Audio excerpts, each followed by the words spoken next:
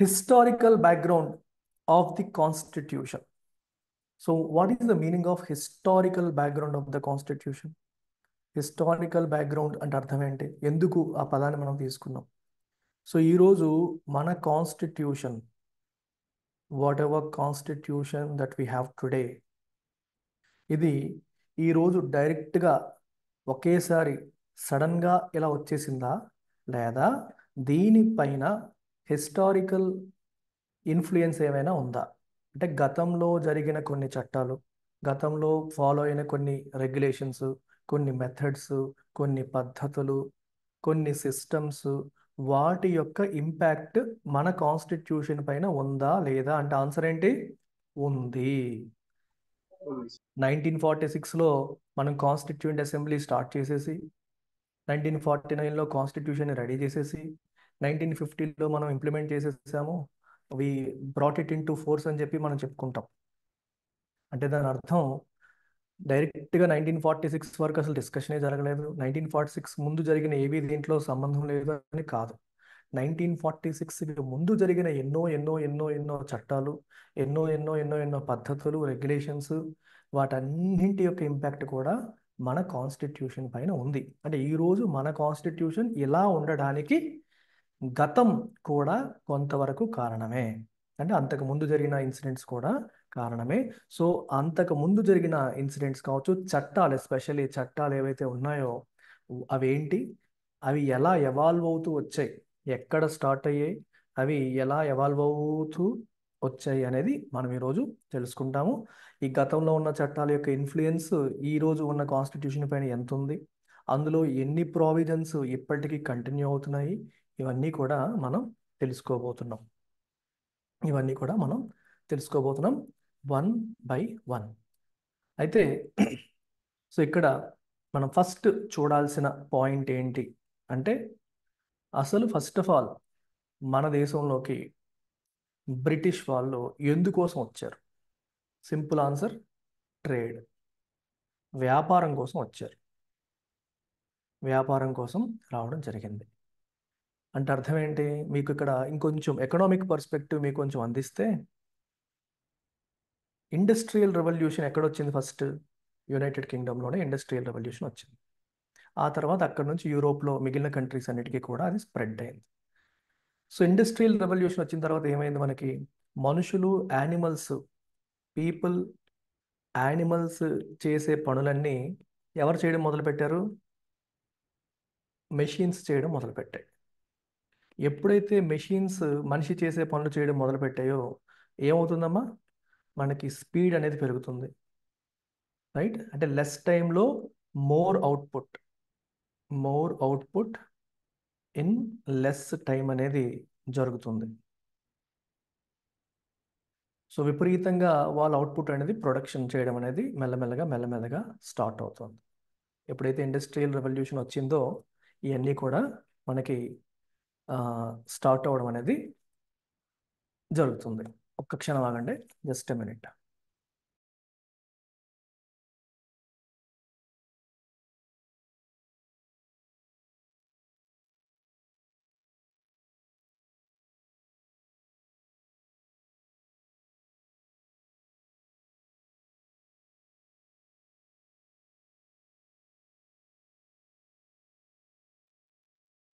Right.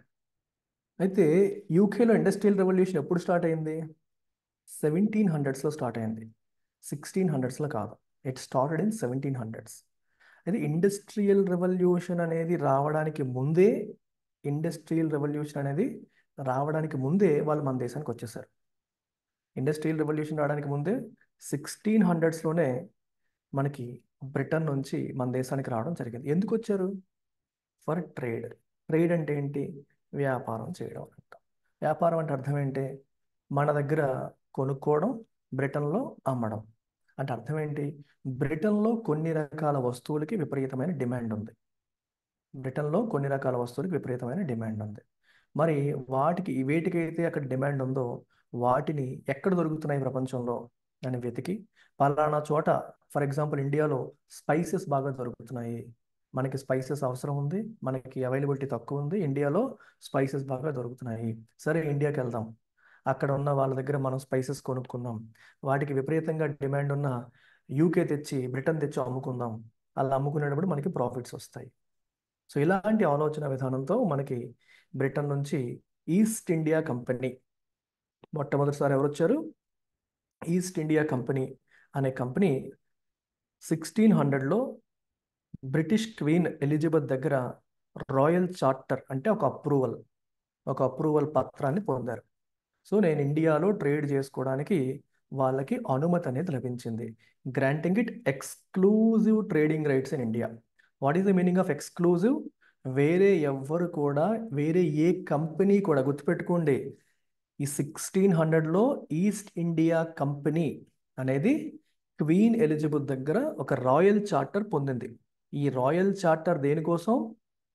Exclusive trading rights in India. ఈ word important. Exclusive అంటే వేరే ఏ కంపెనీ కూడా ఇండియాకి వచ్చి ట్రేడింగ్ చేయడానికి లేదు, వ్యాపారం చేయడానికి లేదు. ఓన్లీ ఈస్ట్ ఇండియా కంపెనీ మాత్రమే ట్రేడింగ్ రైట్స్ దానికి ఇస్తున్నాము. ఈస్ట్ ఇండియా కంపెనీకి మాత్రమే ట్రేడింగ్ రైట్స్ ఉన్నాయి అని అర్థం. ఆ తర్వాత 1600లో ట్రేడింగ్ రైట్స్కి సంబంధించి రాయల్ చార్టర్ పొందిన ఈస్ట్ ఇండియా కంపెనీ 1608లో ఇండియాలో వచ్చింది. ఇండియాలోకి అడుగుపెట్టడం అనేది జరిగింది.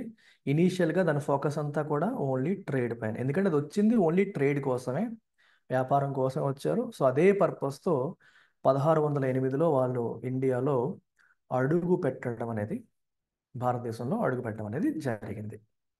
క్లియర్ అమ్మా? అర్థమైందా? రైట్. అయితే ఎస్ సార్. ఇక్కడ నేను మీకు బ్యాక్గ్రౌండ్ ఇస్తున్నాను, తర్వాత మనం స్టోరీ వన్ బై వన్ చూద్దాం. అలా వచ్చిన వాళ్ళు ఓన్లీ ట్రేడ్ దగ్గర కూర్చున్నారా? లేదు. ఇనీషియల్గా వాళ్ళు వచ్చింది ఏంటి? ఓన్లీ వ్యాపారం చేయడానికి. వ్యాపారం చేసిన వాళ్ళు ట్రేడ్ దగ్గర ఆగారంటే లేదు. ట్రేడ్ నుంచి వాళ్ళు గవర్నెన్స్ వైపు కూడా అడుగులు వేశారు. గవర్నెన్స్ అంటే అర్థం ఏంటి? వాళ్ళు పరిపాలనలోకి కూడా వచ్చేసారు. కమర్షియల్ నుంచి టెరిటోరియల్ గవర్నెన్స్ వైపు కూడా వచ్చేసారు. వ్యాపారం చేసుకునే వాళ్ళు భారతదేశంలో ఉన్న వివిధ ప్రావిన్సెస్ని, ప్రెసిడెన్సీస్ని వాళ్ళు ఏమంటామా గవర్న్ చేసే స్థాయికి వచ్చేసారు. ఎలా అంటే బ్యాటిల్ ఆఫ్ బక్సర్, మీరు హిస్టరీలో చదువుకుంటారు మోడర్న్ ఇండియాలో. సో బ్యాటిల్ ఆఫ్ బక్సర్ 1764లో జరిగింది. ఈ బ్యాటిల్ ఆఫ్ బక్సర్లో కంపెనీ విజయం సాధించింది. విజయం సాధించిన తర్వాత బెంగాల్, బీహార్ మరియు ఒరిస్సా ప్రాంతాలపైన దివానీ రైట్స్ వీళ్ళకి వచ్చాయి. దివానీ రైట్స్ అంటే అర్థం ఏంటి? రెవెన్యూ రైట్స్ మరియు సివిల్ జస్టిస్ రైట్స్. అంటే వాటిని అడ్మినిస్టర్ చేసే అధికారం, వాటి నుంచి రెవెన్యూ కలెక్ట్ చేసుకునే అధికారం, మరియు సివిల్ జస్టిస్ అంటే ఏంటి? జుడిషియరీ సిస్టమ్ కూడా వీళ్ళ కంట్రోల్లోకి వచ్చింది. సో ఈ రకంగా టెరిటోరియల్ అథారిటీ వైపు అడుగులు వేశారు. ట్రేడ్తో మొదలుపెట్టి గవర్నెన్స్ వైపు రావడం అనేది జరిగింది. అయితే ఇక్కడ గమనించాల్సింది ఏంటంటే, ఎప్పుడైతే వీళ్ళకి దివానీ రైట్స్ వచ్చాయో కంపెనీకి పవర్స్ పెరిగిపోయినట్టే కదా. కంపెనీ ఒరిజినల్గా దేనికోసం వచ్చింది? వ్యాపారం చేయడం కోసం వచ్చింది. వ్యాపారం చేయడం కోసం వచ్చిన కంపెనీ వ్యాపారం కాకుండా ఎడిషనల్ స్టఫ్ చేయడం మొదలుపెట్టింది. ఏంటి? కొన్ని ఏరియాస్ పైన పట్టు సాధించేసింది. అక్కడ రెవెన్యూ పైన కూడా కంట్రోల్ తెచ్చేసుకుంది. తెచ్చిన తర్వాత ఏమైందంటే, ఈ కంపెనీలో ఎవరైతే అఫీషియల్స్ ఉంటారో మరి వాళ్ళకి పవర్స్ పెరిగిపోయినట్టే కదా. ఎందుకంటే రెవెన్యూ మేనేజ్మెంట్ అంటే డైరెక్ట్గా మనీని మేనేజ్ చేసే అవకాశం నీకు వచ్చింది, ట్యాక్స్లు కలెక్ట్ చేసే అవకాశాలు వచ్చేస్తున్నాయి. సో ఇట్లాంటి కంపెనీ అఫీషియల్స్ ఎవరైతే ఉన్నారో వీళ్ళలో కరప్షన్ అనేది బాగా పెరిగింది.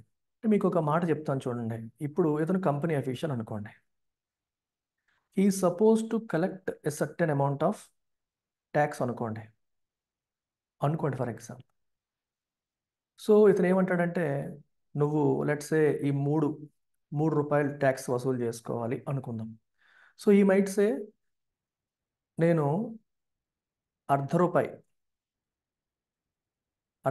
లంచంగా తీసుకొని రూపాయి మాత్రమే ట్యాక్స్గా తీసుకున్నాడు అనుకోండి. రూపాయి లంచంగా తీసుకున్నాడు, రూపాయి ట్యాక్స్గా తీసుకున్నాడు. మామూలుగా ఈ రూపాయలు ట్యాక్స్గా తీసుకుంటే ఈ రూపాయలు ఎవరికి వెళ్తాయి? ఈస్ట్ ఇండియా కంపెనీకి వెళ్తాయి. ఈ ఎంప్లాయీకి వెళ్ళవు, కంపెనీ అకౌంట్లోకి వెళ్తాయి. సో కంపెనీ అకౌంట్లోకి వెళ్ళాక కంపెనీ ఏం చేస్తుంది? బ్రిటన్లో ఈ కంపెనీ ఇది నా ప్రాఫిట్ అని చెప్పి ఇండియా నుంచి నాకు ఈ ప్రాఫిట్ వచ్చిందని చెప్తుంది. ఎప్పుడైతే తనకి ఎంత ప్రాఫిట్ వచ్చిందని చెప్తుందో బ్రిటిష్ గవర్నమెంట్కి దాని నుంచి ట్యాక్స్లు వస్తాయి. అంతే కదా, at the end of the day east India company is a company. So Britain India నుంచి సంపాదించిన రెవెన్యూ పైన బ్రిటన్లో ట్యాక్స్లు కట్టాలి. అలా కాకుండా ఈ ఎంప్లాయీ ఎవడైతే ఉన్నాడో ఇతను ఎక్కువ కలెక్ట్ చేయాల్సిన ట్యాక్స్ ఎక్కువ కలెక్ట్ చేయకుండా తక్కువ ₹3 బదులు రూపాయే ట్యాక్స్ కింద తీసుకొని ఒక ₹0.50 లంచంగా తీసుకున్నాడు అనుకోండి. ఎందుకు రూపాయల్లో చెప్తానంటే ఆ రోజులు కదా, బాగా తక్కువ, అసలు వరహాల్లో చెప్పాలి, ఇంకా చెప్పాలంటే ఇంకా తక్కువలో చెప్పాలి, బట్ మీ అండర్స్టాండింగ్ కోసం రూపాయలు చెప్తాను. సో ఇది డైరెక్ట్గా ఇతని పాకెట్లోకి వెళ్ళిపోతుంది.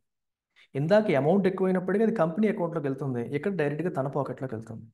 సో ఈ రకంగా ఒక ఎగ్జాంపుల్ చెప్పాను మీకు. ఈ రకంగా ఈస్ట్ ఇండియా కంపెనీకి చెందిన ఎంప్లాయీస్లో కరప్షన్ అనేది బాగా పెరిగిపోయింది, విపరీతంగా కరప్షన్ అనేది పెరిగిపోయింది. అండ్ వాళ్ళు ట్రేడ్ చేయడం కోసం వచ్చారు. వాళ్ళు యాక్చువల్గా ట్రేడ్ చేయడం కోసం వచ్చిన వాళ్ళకి ఇప్పుడు అడ్మినిస్ట్రేటివ్ రెస్పాన్సిబిలిటీస్ వచ్చేసాయి. వాళ్ళు అడ్మినిస్ట్రేషన్ని సరిగ్గా మేనేజ్ చేయలేకపోతున్నారు. అంటే administrative mismanagement, their inability to manage affairs with efficiency, అందుకే అడ్మినిస్ట్రేటివ్ ఇన్ఎఫిషియన్సీ అంటాం. కంపెనీలో కరప్షన్ బాగా పెరిగిపోవడం, వాళ్ళ అడ్మినిస్ట్రేటివ్ మిస్మేనేజ్మెంట్, దానివల్ల ఇన్ఎఫిషియన్సీ బాగా పెరిగిపోయింది. ఇలా ఇన్ఎఫిషియన్సీ ఎప్పుడైతే పెరుగుతుందో కంపెనీలో ఎంప్లాయీస్ అందరూ బాగా రిచ్ అయిపోతారు. అంటే కంపెనీ ఎంప్లాయీస్ అందరూ కరప్ట్ అయిపోయారు కాబట్టి వాళ్ళు పర్సనల్గా బాగా రిచ్ అవుతున్నారు. కానీ company faced severe financial troubles. ఇది చాలా విచిత్రంగా ఉంటుంది మనకి. మనం పాలిటీ చదివేటప్పుడు, ఇవన్నీ చదివేటప్పుడు మీకు చాలా వింతగా విచిత్రంగా అనిపిస్తాయి. మనం ఏం చదువుతున్నాము, ఈ బ్రిటిష్ వాళ్ళు వచ్చారు, మన దగ్గర మొత్తం లూటీ చేసేసారు, మన దగ్గర మొత్తం లాగేశారు, నొక్కేశారు అని మనం చదువుకుంటూ ఉంటాం. ఇక్కడ చూస్తుంటే మీకు ఏం కనిపిస్తుంది? Company faced severe financial troubles. వాళ్ళేమో బ్యాటిల్ ఆఫ్ బక్సర్ గెలిచేశారు, గెలిచేసి మొత్తం దివానీ రైట్స్ పొందారు 3 ప్లేసెస్ పైన, ఒడిస్సా, బెంగాల్, ఇంకోటి ఏంటమ్మా చెప్పాను, బీహార్, ఈ మూడింటి పైన దివానీ రైట్స్ పొందారు. ఇలా పొందిన వాళ్ళు మరి ఇంత పొందిన వాళ్ళు ఫైనాన్షియల్ ట్రబుల్స్లో ఉండడం ఏంటి? ఎందుకంటే కంపెనీ ఎంప్లాయీస్ కరప్ట్ అయిపోయారు కాబట్టి డబ్బులు వాళ్ళ చేతిలోకి వెళ్ళిపోతున్నాయి. ఒకటి. రెండో రీజన్ కూడా ఉంది. ఎందుకంటే కాస్ట్స్ ఇన్కర్డ్ డ్యూరింగ్ వార్స్. అందుకే చాలాసార్లు అంటారు యుద్ధం జరిగినప్పుడు ఎవరు గెలవరు. When there is a war you only have losers. పేరుకే విన్నర్ కూడా లూజ్ అవుతాడు. ఎందుకు? ఆ యుద్ధంలో గెలవడానికి తనకి ఎంతో ఖర్చు, ఎంతోమంది పీపుల్ని కోల్పోవాల్సి వస్తుంది, మానసికంగా అన్ని రకాలుగా కూడా ఇబ్బంది పడతారు. యుద్ధం ఎప్పుడూ కూడా మంచి కాదు. సో సెవరల్ ఇండియన్ స్టేట్స్తో యుద్ధాలు చేయడం వల్ల ఆర్మీకి అయిన ఖర్చులు, శాలరీస్, ఇవన్నీ ఒకవైపు, ఆ బుల్లెట్స్ వాడన్నిటికీ ఖర్చు అవుతుంది కదా. మీకు RRR సినిమాలో చెప్తాడు ఒక బుల్లెట్ వాల్యూ ఏంటని చెప్పి బ్రిటిష్ అతను.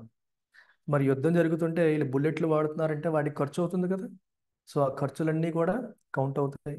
అండ్ మేనేజ్మెంట్ సరిగ్గా చేయకపోవడం, అడ్మినిస్ట్రేటివ్ ఇన్ఎఫిషియన్సీ, దానికి తోడు ఏం చెప్పాను, వాళ్ళ కరప్షన్. ఈ డిఫరెంట్ కారణాల వల్ల company severe financial troubles face చేసింది.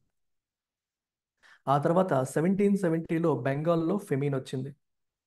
ఫెమీన్ అంటే సరిగ్గా పంటలు పండక, పంట సరిగ్గా లేక కరువు కాటకాలు అంటాం కదా, వచ్చేసాయి. దానివల్ల significant loss of life and expose the company's inability to govern effectively. So company సరిగ్గా గవర్న్ చేయట్లేదనే విషయం కూడా, అంటే వీళ్ళ పరిపాలనలోనే ఎంతో మంది ప్రజల ప్రాణాలు కోల్పోయేసరికి వీళ్ళ గవర్నెన్స్ సరిగ్గా లేదు, వీళ్ళకి ఎబిలిటీ సరిగ్గా లేదు అని చెప్పి అర్థమైందనమాట. అంటే ఈస్ట్ ఇండియా, మీరు గుర్తుపెట్టుకోవాలి, east India company is not equal to British government. ఇది బ్రిటిష్ గవర్నమెంట్ కాదు, ఇది ఒక company. It's like India Reliance లాగా. రిలయన్స్ అనేది ఇండియాలో ఒక కంపెనీ, ఇండియా అనేది కంట్రీ. బ్రిటిష్ గవర్నమెంట్లో అంటే బ్రిటన్ దేశంలో ఉన్న ఒక కంపెనీ ఈస్ట్ ఇండియా కంపెనీ. ఒక company east India company. So east India company అంటేనే బ్రిటన్ అనుకోకండి, ఈస్ట్ ఇండియా అనేది ఒక కంపెనీ.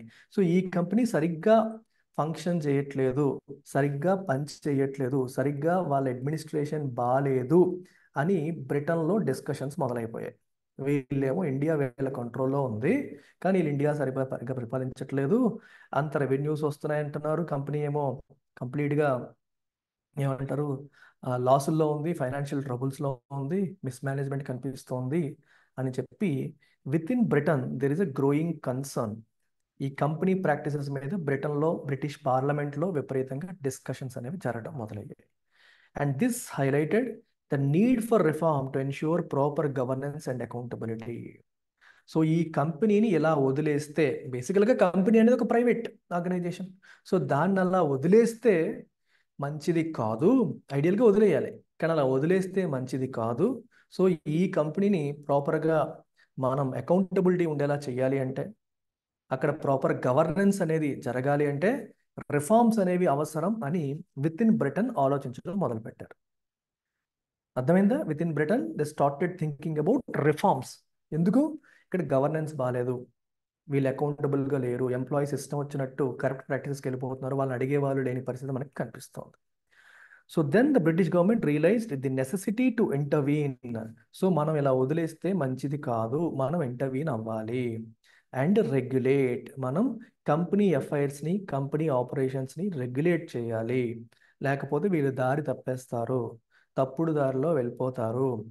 అప్పుడే మనం అడ్మినిస్ట్రేటివ్ ఆర్డర్ని రెస్టోర్ చేయగలుగుతాము, ఫినాన్షియల్ స్టెబిలిటీని రెస్టోర్ చేయగలుగుతాము. కంపెనీ ఫినాన్షియల్గా కూడా స్ట్రగుల్ అవుతుంది అంటే కరప్ట్ ప్రాక్టీసెస్ని మనం ఎండ్ చేయాలి, అడ్మినిస్ట్రేషన్ని ఎఫిషియెంట్గా చేయాలి.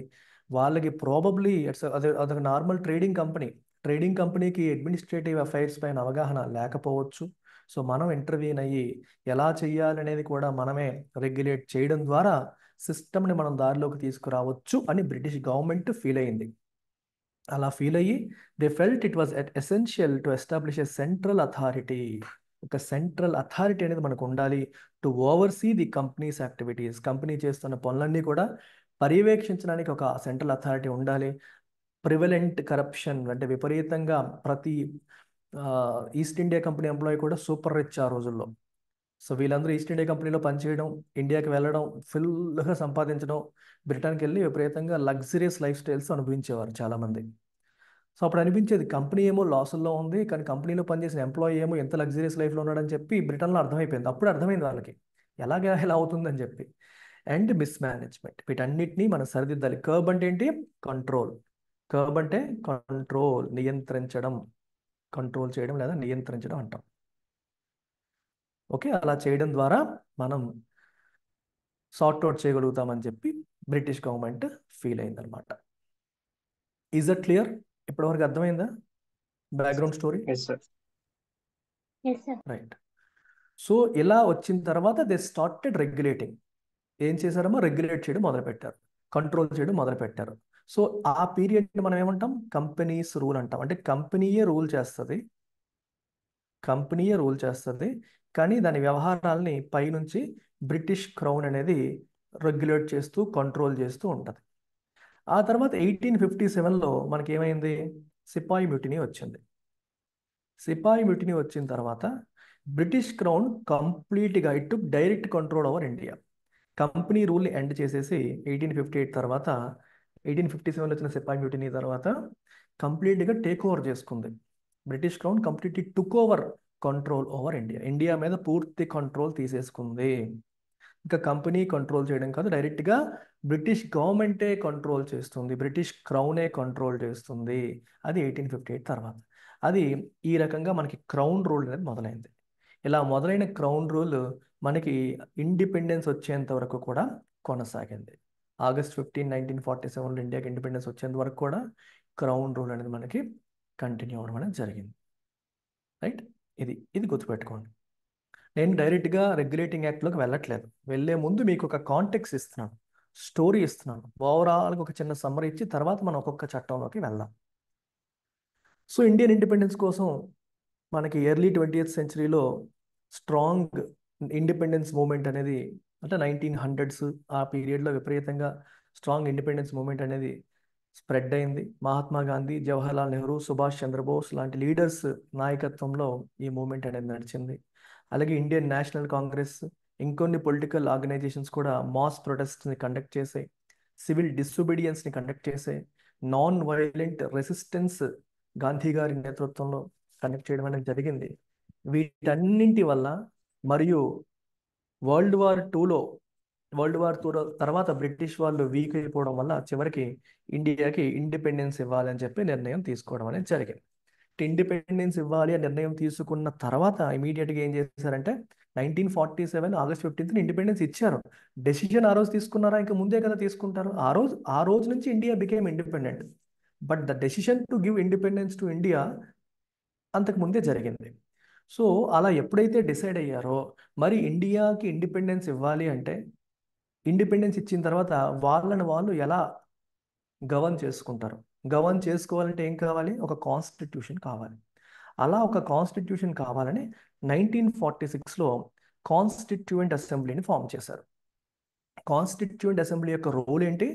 To draft a constitution. కాన్స్టిట్యూషన్ని డ్రాఫ్ట్ చేయడమే దాని పని. కాన్స్టిట్యూషన్ని డ్రాఫ్ట్ చేయడమే కాన్స్టిట్యూయెంట్ అసెంబ్లీ యొక్క పని.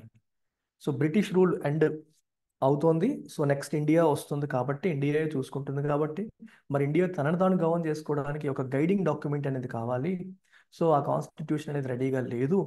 సో అది ఫ్రేమ్ చేయడం కోసం, డ్రాఫ్ట్ చేయడం కోసం ఒక కాన్స్టిట్యూయెంట్ అసెంబ్లీని ఫ్రేమ్ చేశారు. ఆ తర్వాత కాన్స్టిట్యూయెంట్ అసెంబ్లీ పెట్టిన ఎఫర్ట్స్తో 1949కి కాన్స్టిట్యూషన్ సిద్ధమైంది. 1950 జనవరి 26 నుంచి కాన్స్టిట్యూషన్ అమల్లోకి వచ్చింది. ఆ తర్వాత ఇండియా సోవరెన్ డెమోక్రాటిక్ రిపబ్లిక్గా మారింది. అయితే ఈ కాన్స్టిట్యూషన్ ఏదైతే మనం మాట్లాడుకుంటున్నామో, it incorporated various features influenced by British rule. ఇదే మీకు చెప్తున్నాను ఇందాక.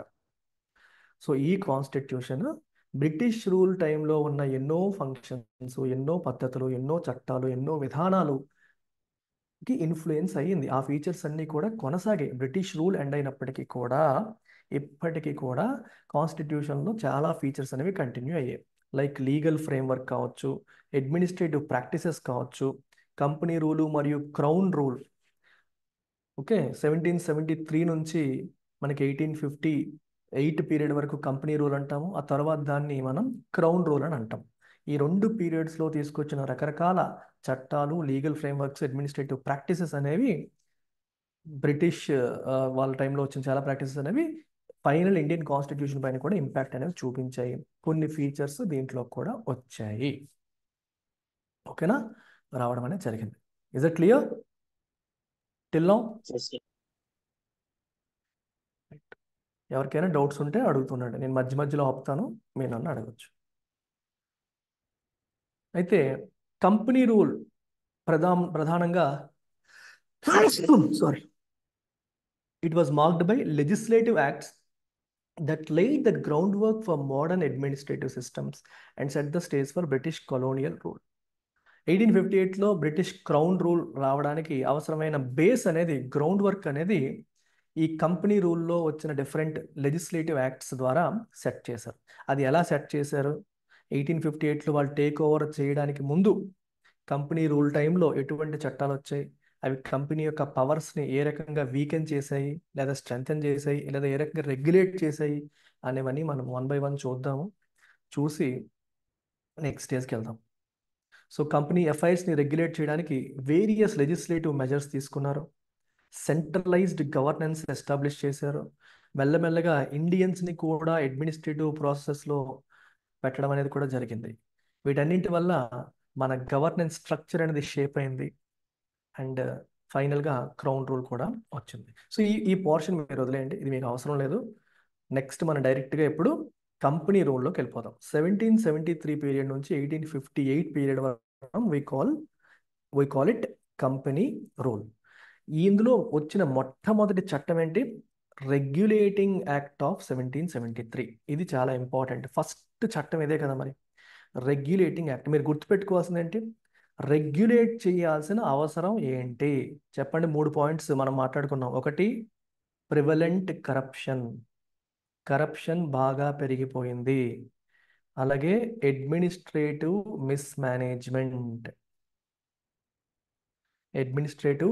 Mismanagement and inefficiency. ఈ ఇన్ఎఫిషియన్సీ, మిస్మేనేజ్మెంట్ మరియు కరప్షన్ ఇవన్నీ బాగా ఉన్నాయి.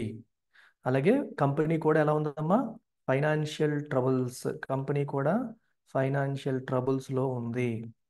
సో వీటన్నింటి నుంచి కంపెనీని బయటపడేయాలి అంటే we should not leave it. అలా దానికది వదిలేయకూడదు. అలా వదిలేయకుండా ఏం చేయాలి? మనం దాన్ని రెగ్యులేట్ చేయాలి, దాన్ని అదుపులోకి తేవాలి, దాన్ని కంట్రోల్ చేయాలి. అది చేస్తున్న తప్పుడు ప్రాక్టీసెస్ని మనం ఆపాలి, అడ్మినిస్ట్రేటివ్ సిస్టమ్ని దారిలో పెట్టాలి అనే ఉద్దేశంతో తీసుకొచ్చిన చట్టమే the regulating act of 1773. So ఎప్పుడైనా సరే మనం చదివేటప్పుడు పర్పస్ తెలుసుకోవాలి, ఎందుకు ఆ చట్టం వచ్చింది, ఆ చట్టం ద్వారా ఏం సాధించాలనుకుంటున్నారు. If you just simply memorize regulating act of 1773, regulating act of 1773, దాంట్లో 4 పాయింట్స్ అలా మెమరైజ్ చేసేసారు అనుకోండి, మర్చిపోతారు. సో మెమరైజ్ చేయకుండా ఎందుకు ఆ చట్టం వచ్చింది, దాని వెనకాల పర్పస్ ఏంటి అన్నప్పుడు మీరు తర్వాత రాసుకునే పాయింట్స్ అన్ని కూడా పర్పస్కి లింక్ అవుతాయి. అప్పుడు మీకు పాయింట్స్ ఈజీగా గుర్తుంటాయి, లేకపోతే మర్చిపోతారు. సో రెగ్యులేటింగ్ యాక్ట్ ఆఫ్ 1773 యొక్క పర్పస్ ఏం చెప్పాను మీకు? To control and regulate east India companies affairs in India. ఇండియాలో ఈస్ట్ ఇండియా కంపెనీ యొక్క వ్యవహారాలని కంట్రోల్ చేయడము మరియు రెగ్యులేట్ చేయడము దీని యొక్క ప్రధానమైన goal. To establish a central administrative structure and corruption and mismanagement with in the company. అంతే కదా, అడ్మినిస్ట్రేటివ్ స్ట్రక్చర్ని ఎస్టాబ్లిష్ చేయాలి, కంపెనీలో కరప్షన్ మిస్మేనేజ్మెంట్ని ఎండ్ చేయాలి, కర్బ్స్ కంట్రోల్ చేయాలి. ఇది గోల్. ఈ గోల్తో మనకి ఈ చట్టం అనేది తీసుకురావడం అనేది జరిగింది. ఈ చట్టం అనేది జరిగింది. And why regulating act of 1773 significant? Because it is the first step. British government తీసుకున్న మొట్టమొదటి step to control and regulate the affairs of East India Company in India. అంటే ఒక రకంగా చెప్పాలంటే ఇండియా వ్యవహారాల్లో, ఇండియాకి సంబంధించిన అంశాల్లో బ్రిటిష్ గవర్నమెంట్ డైరెక్ట్గా ఇన్వాల్వ్ అవ్వడం ఇది మొట్టమొదటిసారి. అంతవరకు బ్రిటిష్ గవర్నమెంట్ అనేది డైరెక్ట్గా ఇన్వాల్వ్ అవ్వలేదు. కంపెనీ వచ్చింది, ట్రేడ్ చేసుకుంటుంది, పోతుంది, అంతేకాని బ్రిటిష్ గవర్నమెంట్ డైరెక్ట్గా ఇన్వాల్వ్ అవ్వడం అనేది 1773 రెగ్యులేటింగ్ యాక్ట్తోనే మనకి ప్రారంభమైంది. ఓకేనా? ఈ కంపెనీకి ఓన్లీ ట్రేడ్ ఫంక్షన్సే కాదు, it also has political and administrative functions కూడా. ఎందుకు? దివానీ రైట్స్ దానికి వచ్చాయి. దివానీ రైట్స్ వచ్చాయి కాబట్టి పొలిటికల్ అండ్ అడ్మినిస్ట్రేటివ్ ఫంక్షన్స్ కూడా కంపెనీకి ఉన్నాయి అనేది బ్రిటిష్ గవర్నమెంట్ గుర్తించింది. అంతవరకు కంపెనీ అంటే మనకి ఏం గుర్తొస్తుంది? ఓన్లీ ట్రేడింగ్ రైట్స్, వాళ్ళు ట్రేడింగ్ మాత్రమే చేసుకుంటున్నారు అనుకున్నాం. కానీ ఈ కంపెనీ ట్రేడింగ్తో పాటు పొలిటికల్ అండ్ అడ్మినిస్ట్రేటివ్ ఫంక్షన్స్లో కూడా ఇన్వాల్వ్ అవుతుంది అనే విషయాన్ని బ్రిటిష్ గవర్నమెంట్ గుర్తించింది. ఆ పనులు సక్రమంగా చేయలేకపోతుందనే విషయాన్ని కూడా గమనించి దీన్ని రెగ్యులేట్ చేయాల్సిన అవసరాన్ని గుర్తించి, సో ఈ రెగ్యులేటింగ్ యాక్ట్ ఆఫ్ 1773ని తీసుకొచ్చి సెంట్రల్ అడ్మినిస్ట్రేషన్కి ఒక ఫౌండేషన్ అనేది వేసింది. అది ఎలాగా అనేది మీకు రాబోతున్న ఫీచర్స్ చూసినప్పుడు మీకు అర్థమవుతుంది, ఎందుకు మనం సెంట్రల్ అడ్మినిస్ట్రేషన్ అనే పాయింట్ గురించి మాట్లాడుతున్నామని మీకు అడుగులు వేయగా మీకు అర్థమవుతుంది. స్టార్టింగ్ మీకు అర్థం కాదు, why I'm using this word central administration. గుర్తుపెట్టుకోండి, I will come back to it. దీని గురించి మళ్ళీ మాట్లాడుకుందాం. రైట్, ఇప్పుడు రెగ్యులేటింగ్ యాక్ట్ ఆఫ్ 1773లో మొట్టమొదటి ఫీచర్ ఏంటి? Governor general of Bengal. ఓకేనా? అంతకుముందు ద గవర్నర్ ఆఫ్ బెంగాల్ అనేవారు. అతన్ని ఇప్పుడు he was designated as the governor general of Bengal. Designation change చేశారు. గవర్నర్ ఆఫ్ బెంగాల్ని గవర్నర్ జనరల్ ఆఫ్ బెంగాల్గా పిలవడం మొదలుపెట్టారు. ఆ గవర్నర్ జనరల్ ఆఫ్ బెంగాల్కి సపోర్ట్ చేయడానికి ఒక ఎగ్జిక్యూటివ్ కౌన్సిల్ కూడా స్టార్ట్ చేశారు. దాంట్లో 9 మెంబర్స్ ఉంటారు. అండ్ ఎగ్జిక్యూటివ్ కౌన్సిల్ అంటే మన మినిస్ట్రీ లాగా, కౌన్సిల్ ఆఫ్ మినిస్టర్స్ అంటాం కదా, ఆ రకంగా అనుకోండి. And executive council of 4 members was created to assist him. అలా క్రియేట్ చేయబడ్డ మొట్టమొదటి గవర్నర్ జనరల్ ఆఫ్ బెంగాల్ ఎవరు అని అడిగితే answer is lord Warren Hastings. ఈ క్వశ్చన్స్ మీకు అడుగుతారు ఎగ్జామ్లో. నేను ఈ చాప్టర్ అవగానే యూపీఎస్సిలో ఈ పర్టికులర్ చాప్టర్ నుంచి వచ్చిన పీవైక్యూస్ అన్ని డిస్కస్ చేస్తాను. ఎన్నైతే వచ్చాయో అన్నీ కూడా నేను క్లాస్లో డిస్కస్ చేస్తాను, మీరే అన్నిటికీ ఆన్సర్స్ చెప్తారు. సో ఫస్ట్ గవర్నర్ జనరల్ ఎవరు? Lord Warren Hastings. Governor of బెంగాల్ని గవర్నర్ జనరల్ ఆఫ్ బెంగాల్గా పిలవడం అనేది మొదలైంది. తర్వాత ఇప్పుడు చెప్పబోతున్న పాయింట్ చాలా important, subordination of presidencies.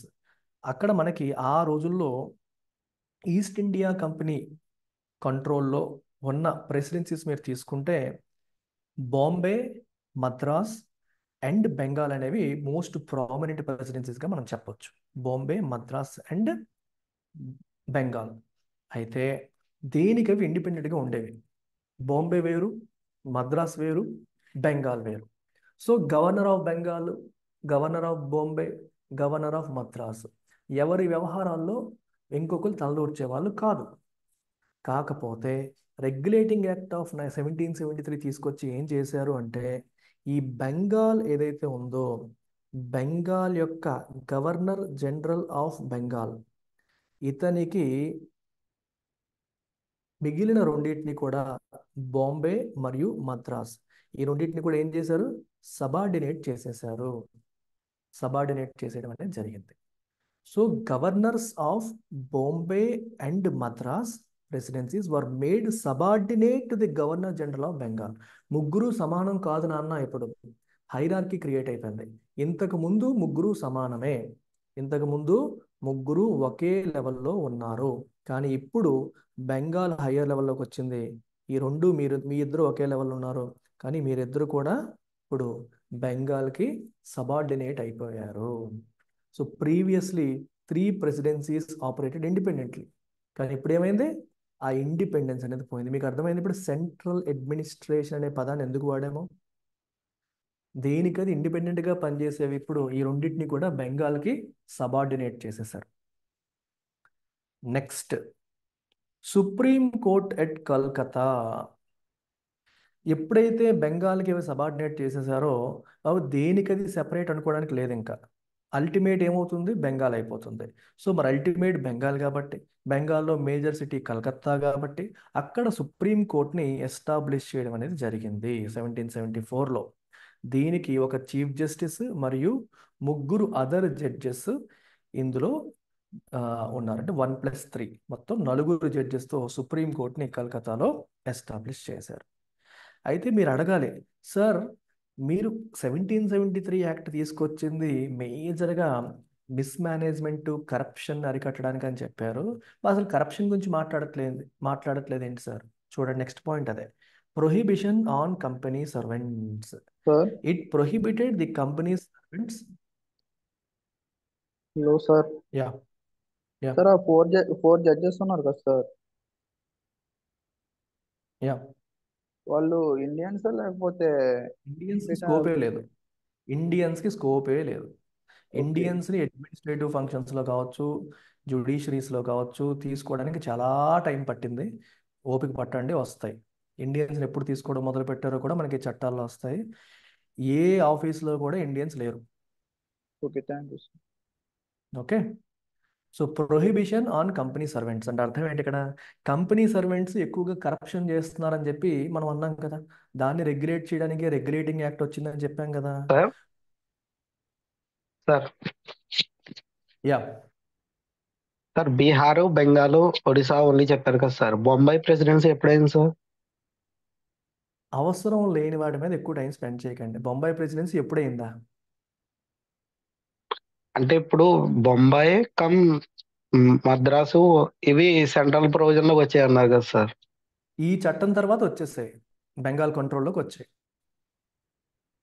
Okay sir, thank you sir. 1773 యాక్ట్లో భాగంగా బాంబే మరియు మద్రాస్ని బెంగాల్కి సబార్డినేట్ చేశారు.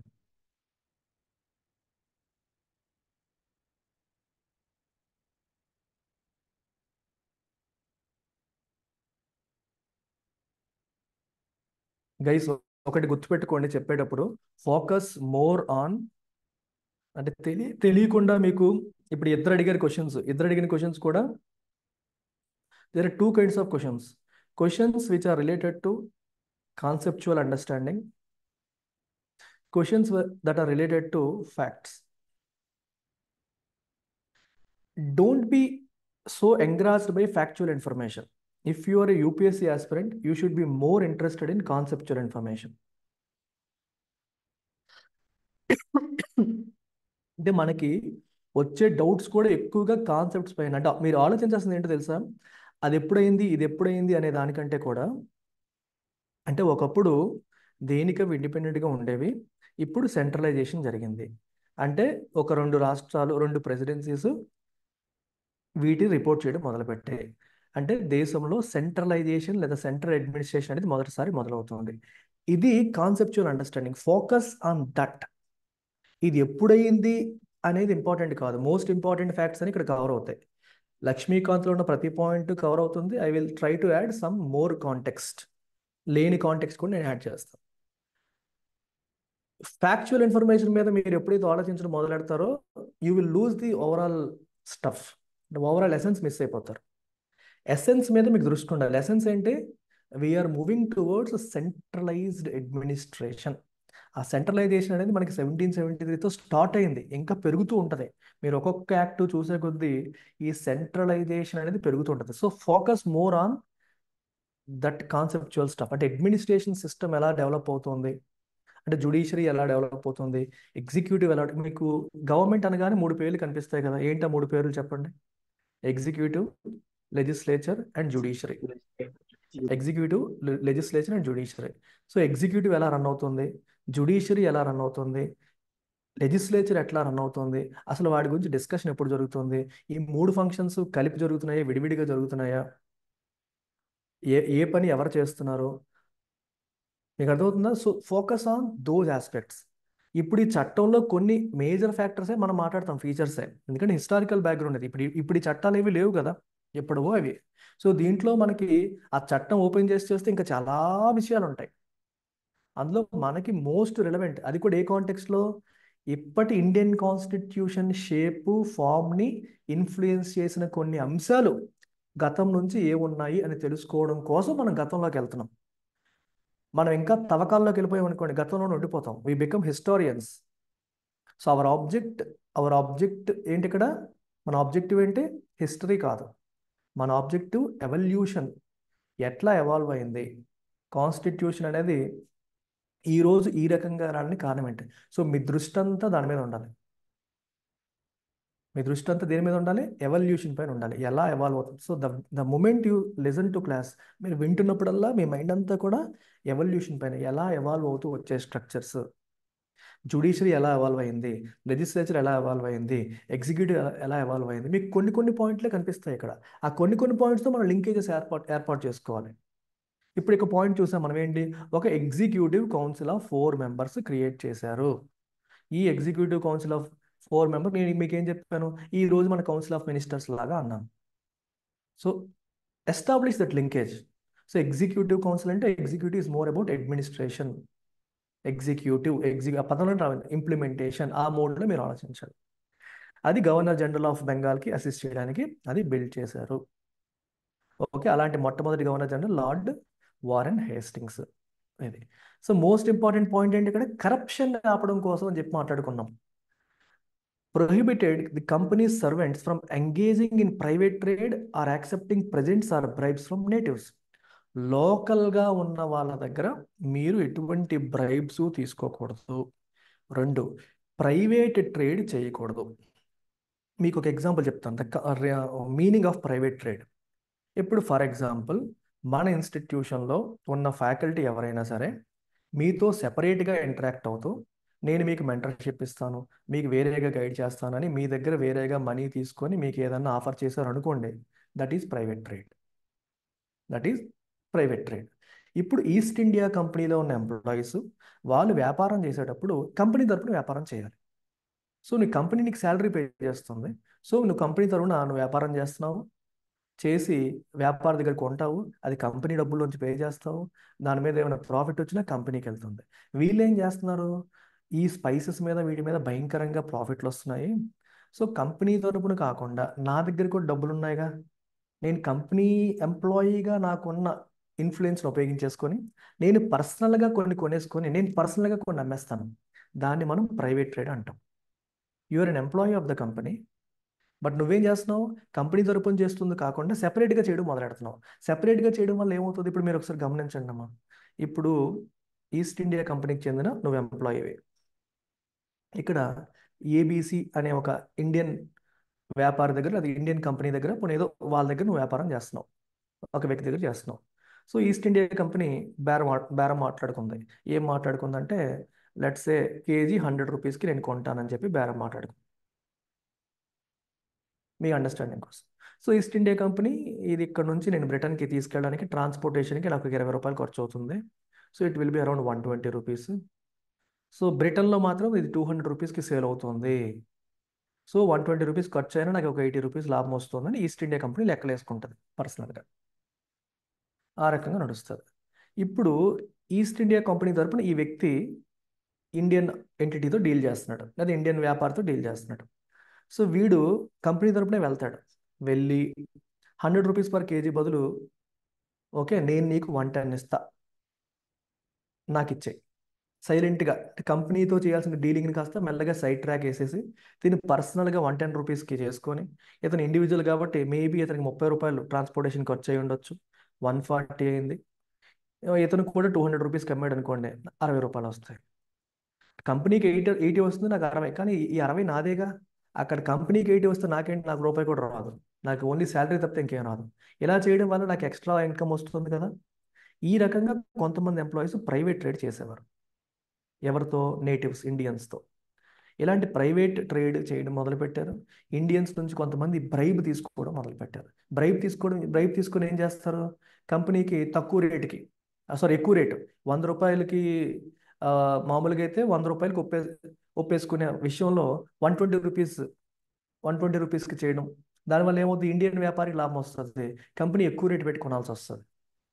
సో ఈ 100 రూపాయల కాంట్రాక్ట్ 120 రూపీస్ చేయడం వల్ల ఈ ఎంప్లాయీ ఎవడైతే ఉంటాడో వాడు అంత లంచం తీసుకుంటాడు, ఇండియన్స్ దగ్గర లంచాలు తీసుకుంటారు. సో ఈ రకంగా వీళ్ళు బాగుపడిపోతున్నారు, కంపెనీ బాగుపడట్లేదు. సో అందుకని ఏం చేశారు? It prohibited the company servants from engaging in private trade. ప్రైవేట్గా మీరు ట్రేడ్ చేయకూడదు అంటే మీరు వేరేగా ఇండియాకి తెచ్చి ఏమైనా అమ్మకాలు చేయాలంటే కుదరదు. 2, ఇండియన్స్ దగ్గర, నేటివ్స్ దగ్గర మీరు ప్రెజెంట్స్, గిఫ్ట్లు, లంచాలు లాంటివి యాక్సెప్ట్ చేయకూడదని రూల్ తీసుకొచ్చారు. రూల్ తీసుకురావడం అనేది జరిగింది. క్లియర్ అమ్మా? అర్థమైందా? Any doubts? సో నేను చెప్తుంది మీరు వినండి జాగ్రత్తగా. You must focus on the conceptual part, analytical part. Facts మీద కూడా క్వశ్చన్స్ అడగరు అని నేను అనట్లేదు. బట్ మీరు చదివేటప్పుడు ఫ్యాక్ట్స్ ఈజీగా గుర్తుంటాయి, అది పెద్ద కష్టం కాదు. ప్రాబ్లం అంతా if you don't have the conceptual understanding, మీరు మెయిన్స్ రాసినప్పుడు అనాలిసిస్ చేయలేరు, ఇబ్బంది అయిపోతుంది. ఏదో 4 ఫ్యాక్ట్ల కింద 4 ముక్కల కింద గుర్తుంటాయి, 4-5 ముక్కల కింద గుర్తుంటాయి తప్పితే 4-5 ముక్కల కింద గుర్తుంటాయి తప్పితే మీకు ఓవరాల్ కాంటెక్స్ట్ అనేది బిల్డ్ అవ్వదు. మీకు ఓవరాల్ కాంటెక్స్ట్ బిల్డ్ అవ్వకపోతే స్ట్రగుల్ అవుతారు, అర్థం కాదు.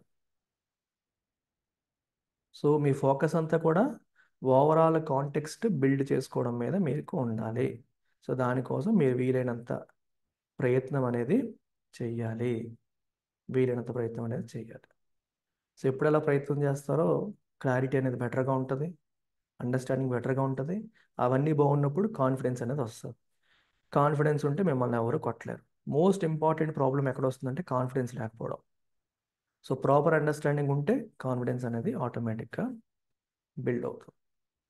సో మీరు దాని మీద దృష్టి పెట్టండి, ఆటోమేటిక్గా మీరు అందరూ కూడా సక్సెస్ సాధిస్తారు అండ్ భయం అనేది పోతుంది. ఓకే,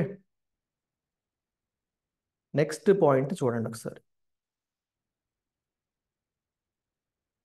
నెక్స్ట్ పాయింట్ ఒకసారి గమనించండి. British government control. Strengthened British government control over the company by requiring the court of directors to report on its revenue, civil, military affairs in India. అర్థమైందా?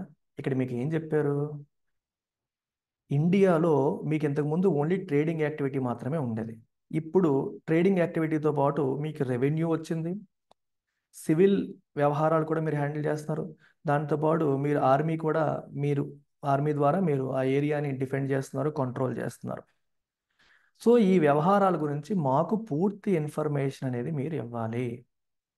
పూర్తి information అనేది ఇవ్వాలి. ఎవరికి? బ్రిటిష్ గవర్నమెంట్కి. పూర్తి స్థాయి ఇన్ఫర్మేషన్ అనేది మాకు అందించాలి. అంటే ఇక్కడ ఏం జరుగుతుందో మాకు తెలియజెప్పాలి. మాకు ఏం జరుగుతుందో తెలియజెప్పాలని క్రిస్టల్ క్లియర్గా చెప్పడం అనేది జరిగింది. క్రిస్టల్ క్లియర్గా చెప్పడం అనేది జరిగింది. సో ఈ కోర్ట్ ఆఫ్ డైరెక్టర్స్ ఏంటమ్మా, ఇట్స్ ఒక గవర్నింగ్ బాడీ. ఇది ఈస్ట్ ఇండియా కంపెనీ యొక్క గవర్నింగ్ బాడీ. వీళ్ళు ఈ కమర్షియల్ మరియు అడ్మినిస్ట్రేటివ్ ఆపరేషన్స్ అన్నీ వీళ్ళు చూసుకుంటారు. సో వీళ్ళు మొత్తం ఓవరాల్గా మనకి ఇక్కడ ఏం జరుగుతుంది అనేది బ్రిటిష్ గవర్నమెంట్కి ఇన్ఫర్మేషన్ అనేది ఇవ్వాలి. బ్రిటిష్ గవర్నమెంట్కి ఇన్ఫర్మేషన్ అనేది ఇవ్వాలి. On one hand you have executive council, on the other hand you have court of directors who are managing administrative affairs. So వీళ్ళంతా కూడా బ్రిటిష్ గవర్నమెంట్కి ఇన్ఫర్మేషన్ అనేది అందించాల్సిన అవసరం అనేది ఉంది. కోర్ట్ ఆఫ్ డైరెక్టర్స్ యొక్క పర్పస్ ఏంటంటే ఓవరాల్ ఆపరేషన్స్ చూసుకోవాలి. ఎగ్జిక్యూటివ్ కౌన్సిల్ యొక్క పర్పస్ ఏంటంటే గవర్నర్ జనరల్కి అడ్మినిస్ట్రేషన్ మరియు గవర్నెన్స్లో సలహాలు సూచనలు అందించడం, లేకపోతే ఆయనకి సహాయం చేయడం అని అర్థం. ఈ కోర్ట్ ఆఫ్ డైరెక్టర్స్ కాన్సెప్ట్లోకి మీకు వచ్చేసరికి షేర్ హోల్డర్స్, ఇప్పుడు ఈస్ట్ ఇండియా కంపెనీ అనేది ఉంది కదా, దీంట్లో షేర్ హోల్డర్స్ ఉంటారు కదా, కంపెనీ షేర్ హోల్డర్స్. ఈ కంపెనీ షేర్ హోల్డర్స్ ఎవరైతే ఉంటారో వాళ్ళు ఫామ్ చేసేది court of directors. It is like today's board of directors. మనం బోర్డ్ ఆఫ్ డైరెక్టర్స్ అంటాం కదమ్మా, బోర్డ్ ఆఫ్ డైరెక్టర్స్ అంటాం కదా. సిమిలర్గా ఇప్పుడు కోర్ట్ ఆఫ్ డైరెక్టర్స్, అప్పట్లో కోర్ట్ ఆఫ్ డైరెక్టర్స్ పేరు చిన్న వేరియేషన్. సో షేర్ హోల్డర్సే court of directors. Share holders ఎవరైతే ఎన్నుకుంటారో వాళ్ళు కోర్ట్ ఆఫ్ డైరెక్టర్స్ అవుతారు. సో వీళ్ళు కంపెనీ వ్యవహారాలకు సంబంధించి పూర్తి ఇన్ఫర్మేషన్ అంతా వీళ్ళు ఎక్కడ ఉంటారు. But east India company head office ఎక్కడ, బ్రిటన్లో. సో బ్రిటన్లో ఉన్న ఈస్ట్ ఇండియా కంపెనీ హెడ్ ఆఫీస్కి చెందిన వీళ్ళు బ్రిటన్కి మొత్తం సమాధానం చెప్పాలి.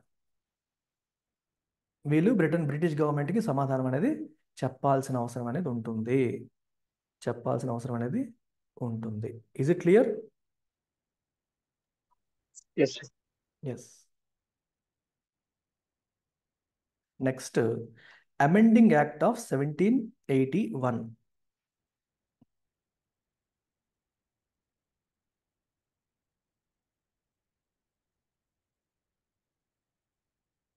Amending act of 1781. Sreeja question అడుగుతోంది, లాస్ ఎవరు చేస్తున్నారని. సో ప్రాబ్లం అదే కదా శ్రీజ, అప్పుడు ఎగ్జిక్యూటివ్ జ్యుడిషియరీ సెపరేట్గా లేవు. సో సెపరేట్ లెజిస్లేటివ్ ఫంక్షన్ అనేది లేదు. లేదంటే ఆ ఎగ్జిక్యూటివ్ కౌన్సిల్ వాళ్ళే చేసుకుంటారు అవి కూడా. So what ever they want to decide they can decide. So సెపరేట్గా మనకి లెజిస్లేటివ్ ఫంక్షన్ అనేది సెపరేట్ చేయలేదు. 1773 యాక్ట్లో లెజిస్లేటివ్ ఫంక్షన్ని ఎగ్జిక్యూటివ్ ఫంక్షన్ని సెపరేట్ చేయలేదు. కానీ జ్యుడిషియరీ మీకు కనిపిస్తుంది సెపరేట్గా, ఎందుకంటే supreme court of Kolkata establish చేశారని చెప్పాం కాబట్టి మీకు జ్యుడిషియరీ సెపరేట్గా కనిపిస్తుంది. కానీ ఎగ్జిక్యూటివ్ లెజిస్లేచర్ సెపరేట్ చేసినట్టుగా మీకు ఎక్కడ రాయలేదు కాబట్టి ఓన్లీ ఎగ్జిక్యూటివ్ మాత్రమే కనిపిస్తుంది కాబట్టి you can assume that executive it self is doing legislation also. అంటే అవసరమైతే లెజిస్లేటివ్ ఫంక్షన్ కూడా వాళ్ళే చేస్తున్నారని మీరు అనుకోవాలి. ఎందుకంటే మనకి లెజిస్లేటివ్ ఫంక్షన్ ఎవరు చేస్తున్నారని సెపరేట్గా మనం చెప్పలేదు. సో గవర్నర్ జనరల్ మరియు ఎగ్జిక్యూటివ్ కౌన్సిల్ ఏదైతే ఉందో వాళ్ళకే they have the power to make regulations. East India company ఎలా అయితే నడపాలి, వాళ్ళ టెరిటరీస్ని మేనేజ్ చేయడానికి రెగ్యులేషన్స్ని క్రియేట్ చేసే పవర్ ఎవరికి ఉంది? ఎగ్జిక్యూటివ్ కౌన్సిల్ మరియు గవర్నర్ జనరల్కి ఉంది. Is it clear? Yes sir. So ఈ లైన్ ఆఫ్ థాట్ మీకు అవసరం. ఈ లైన్ ఆఫ్ థాట్లో మీరు ఆలోచిస్తే మీకు క్లారిటీ వస్తుంది. So you always think from, నేను చెప్తున్న ఆస్పెక్ట్లో మీరు ఆలోచించండి. Legislature, executive, judiciary. గవర్నమెంట్ అంటే ఈ మూడే కదా. ఈ మూడు ఎలా ఎవాల్వ్ అవుతుంది మీ మైండ్లో పెట్టుకోండి ఫస్ట్. 1773 యాక్ట్లో లెజిస్లేచర్ నాకు సెపరేట్గా కనపడలేదు. జ్యుడిషియరీ అంటే ఒక సుప్రీం కోర్టు ఒకటి పెట్టారని తెలుస్తోంది. ఎగ్జిక్యూటివ్ కౌన్సిల్ అనేది పెట్టారు, దాంట్లో 4 మెంబర్స్ ఉంటారు. వాళ్ళ పైన గవర్నర్ జనరల్ ఆఫ్ బెంగాల్ ఉంటారు. సెంట్రలైజేషన్ పాయింట్ ఆఫ్ వ్యూలోకి వస్తే మనకి ఈ ఏమైతే మద్రాస్ మరియు బాంబే ప్రెసిడెన్సీస్ బెంగాల్కి సబార్డినేట్ చేశారు. ఇంతవరకు మీరు అర్థం చేసుకున్నారు. Now come to the amending act of 1781. Amending అంటే అర్థం ఏంటి? సవరణ. అంటే 1773లో చేసిన చట్టంలో కొన్ని మార్పులు చేయాలి, తొందరపడిపోయి కొన్ని పవర్స్ ఇచ్చేసాము, వీటిలో మార్పులు చేయాలని చెప్పి వాళ్ళు డిసైడ్ అయ్యారు. సో ఇది ఎందుకు తీసుకొచ్చారు? To rectify defects and inconsistencies of the regulating act 1773. దాంట్లో ఉన్న డిఫెక్ట్స్ మరియు ఇన్కన్సిస్టెన్సీస్ని రెగ్యులేట్ చేయడానికి, సరిదిద్దడానికి అమెండింగ్ యాక్ట్. దాని పేరులోనే ఉంది అమెండింగ్ యాక్ట్. ఎందుకంటే మీరు చెప్పేయాలి వెంటనే 1773 తర్వాత వచ్చింది అది 81. సో దాంట్లో ఉన్న ఇన్కన్సిస్టెన్సీస్ మరియు డిఫెక్ట్స్ని రెక్టిఫై చేయడం కోసం, సరి చేయడం కోసం అమెండింగ్ యాక్ట్ ఆఫ్ 1781 తీసుకొచ్చారు. చూడండి, to clarify the jurisdiction of supreme court and protect the companies servants from legal repercussions from official actions. ఇక్కడ పాయింట్ గుర్తుపెట్టుకోండి, ఇప్పుడు సుప్రీం కోర్ట్ అనేది ఒకటి వచ్చింది అని చెప్తున్నాం అంటే ఎవరి మీదైనా మనం కేసు వేయాలంటే అక్కడికి వేసేసుకోవచ్చు అనే ఇంప్రెషన్ వస్తుంది కదా. సో కంపెనీ అఫీషియల్స్ కంపెనీ రెస్పాన్సిబిలిటీస్తో భాగంగా వాళ్ళు ఏదన్నా చేస్తే అఫీషియల్ యాక్షన్స్ అంటాం వాటినే. అంటే కంపెనీ తరపున వాళ్ళు ఏదైనా యాక్షన్ తీసుకుంటే దాని మీద ఎవరైనా కేసు వేయాలంటే సుప్రీంకోర్టులో వేసేయొచ్చా, కంపెనీ అఫీషియల్స్ మీద కేసు వేసేయొచ్చా అన్న కన్ఫ్యూజన్ అనేది వచ్చింది.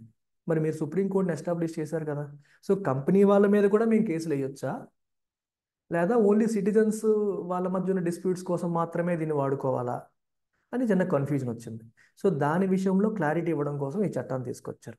జ్యూరిస్డిక్షన్ అంటే అర్థం ఏంటి? పరిధి. తెలుగులో పరిధి అంటాం. అంటే the extent to which your power applies. నీ పవర్ ఎంతవరకు అప్లై అవుతుంది. మీకు నేను కామన్గా ఒక ఎగ్జాంపుల్ ఇస్తాను. సినిమాల్లో మనం చాలాసార్లు చూస్తాం, ఇక్కడ ఒక రేప్ జరిగిందండి అని ఎఫ్ఐఆర్ నమోదు చేయండి అని అడిగితే రేప్ ఎక్కడ జరిగింది అంటాడు. పలానా స్పేస్ అంటే అది మా జ్యూరిస్డిక్షన్ కాదండి, మాది 1 టౌన్, మీరు టూ టౌన్లో జరిగింది, 2 టౌన్కి వెళ్ళి కంప్లైంట్ ఇవ్వండి అంటారు. అంటే అర్థం ఏంటి? We don't have authority to take complaint. అక్కడ ఇన్వెస్టిగేట్ చేయడానికి మాకు అథారిటీ లేదు, మాకు జ్యూరిస్డిక్షన్ కాదు, అది మా పరిధిలో లేదు.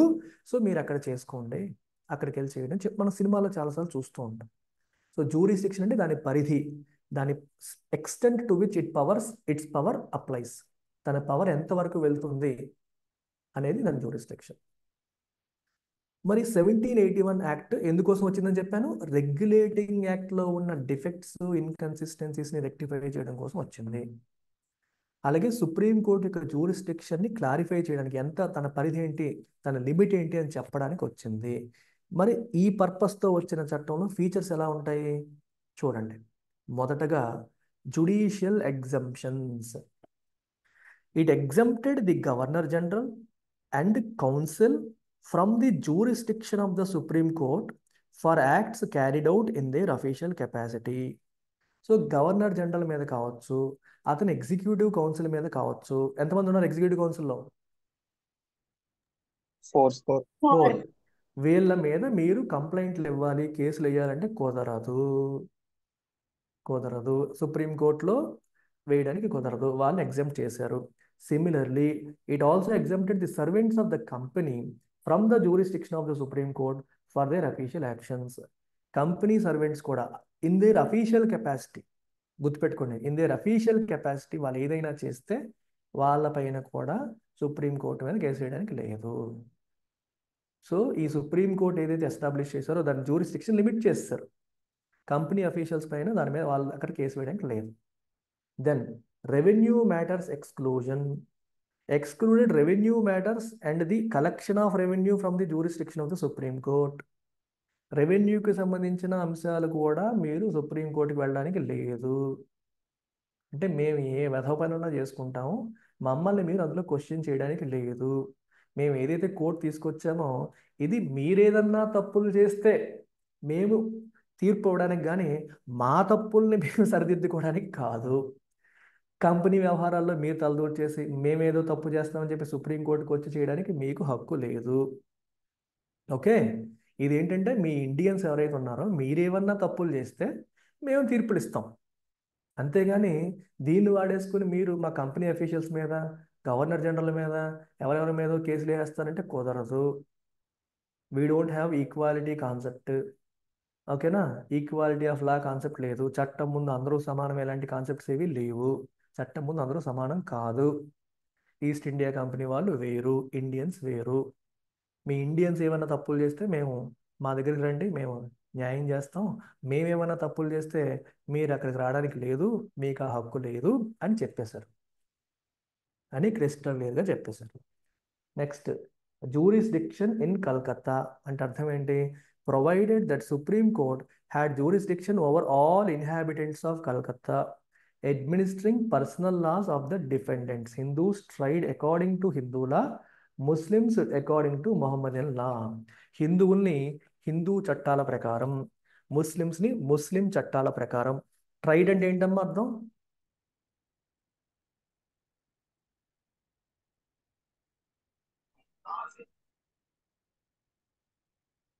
ట్రయల్ ట్రై అంటే ఏంటి? ట్రయల్ అంటే ఏంటి?